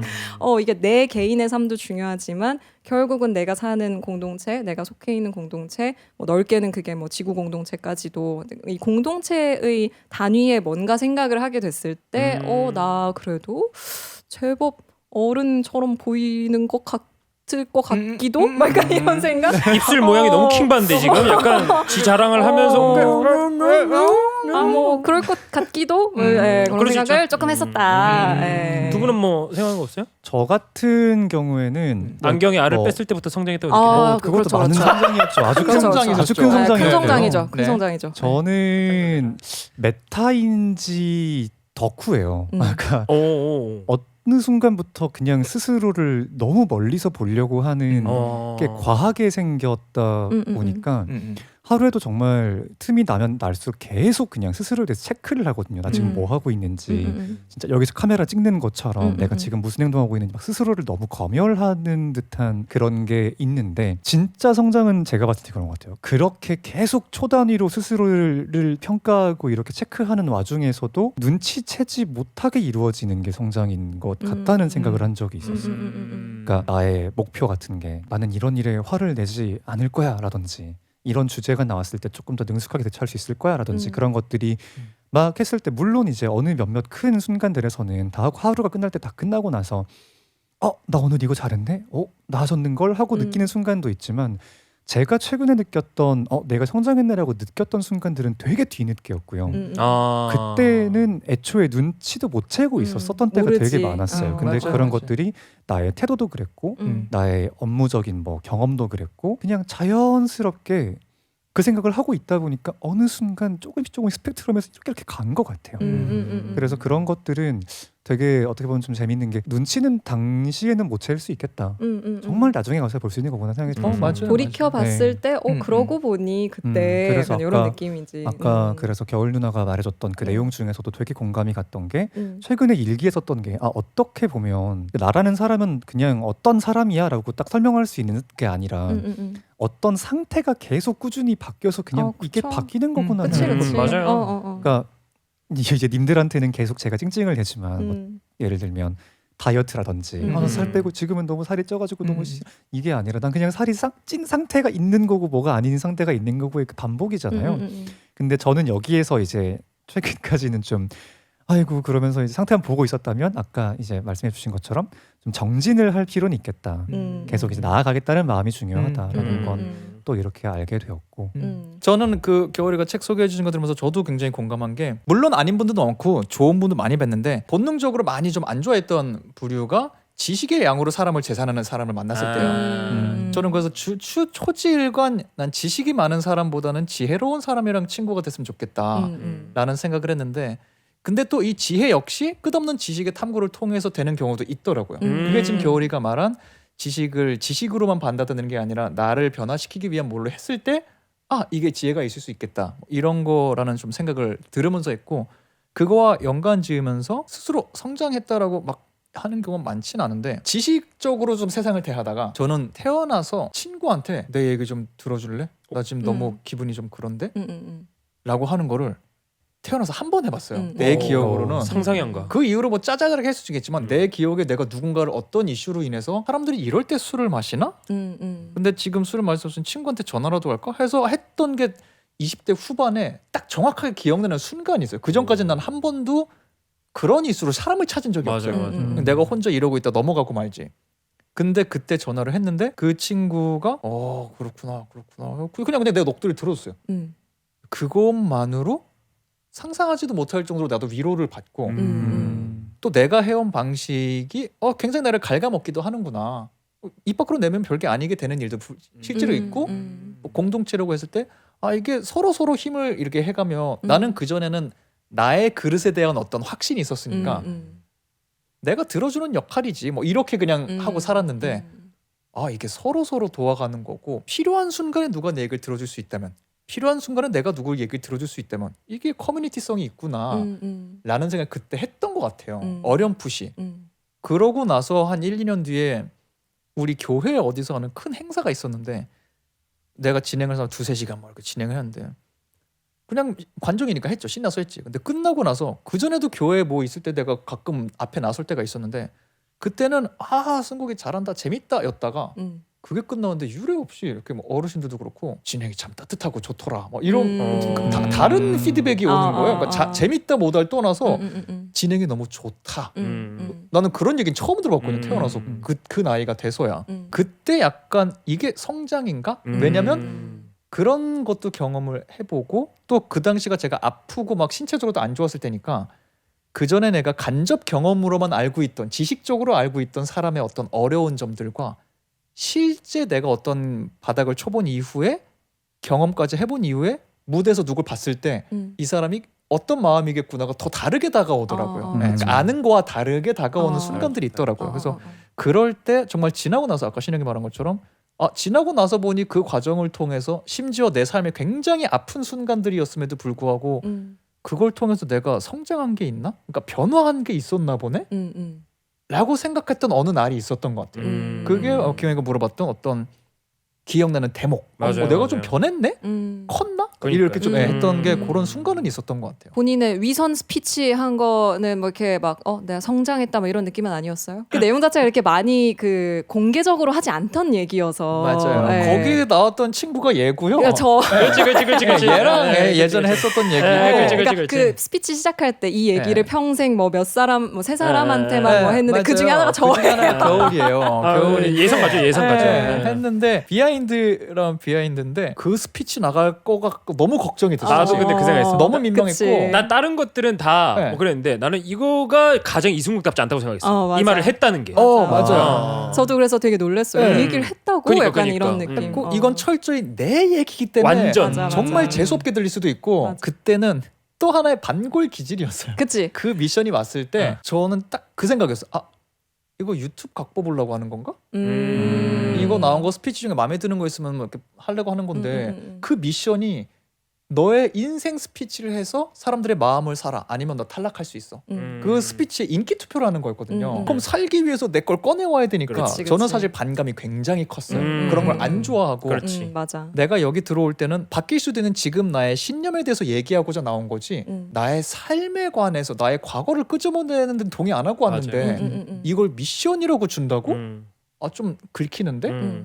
해갖고 집 방에서 많은 막 준비도 했지만 본질적으로는 둘 중 하나였어요. 할 거면 내 생각을 확실하게 얘기하고 아니면 사보타지 해야지. 그러니까 왜냐면 오. 그 안에 돌아가는 이렇게 흐름도 있고 우리 안에도 막 다 있었기 때문에 안 떨어지는 방법을 내가 알아냈었어요 그때 이미. 그러니까 이 스피치를 못해도 아, 그치. 투표 시스템이기 때문에 그렇지, 그렇지. 우리끼리 이렇게 흐르는 상 나 안 떨어지게 할 수 있다.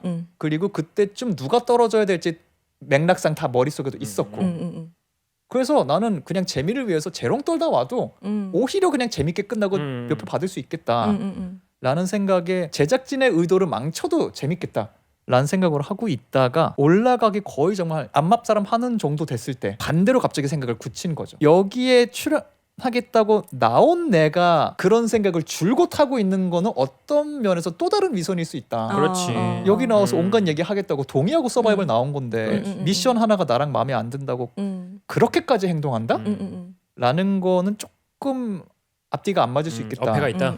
라는 생각이 들어서 그러면 반대로 할 거면 확실하게 해야 된다 라는 생각에 나도 어느 정도까지 그 레이어를 갈지는 계속 고민을 하고 있었는데 할 거 그냥 확실하게 하자 해갖고 그냥 다 했던 것 같아요. 그때 어느 맞아. 정도 이제 것까지 얘기를 해야 돼 말아야 했던 거 그냥 이렇게 이 정도까지 말하자 해서 그래서 저도 정말 그 부분을 굉장히 고민을 많이 맞아요. 했는데 또 하나 역시 사람 일은 모르는구나 한 게 또 그거를 좋아하셨던 분들이 꽤 그러니까. 많아갖고 그러니까 이게 네. 논란 포인트가 다른 것 같아. 일반 시청자분들은 네. 저런 사람이 있었어? 이러면 그치. 이승국을 아는 사람은 저런 얘기를 해?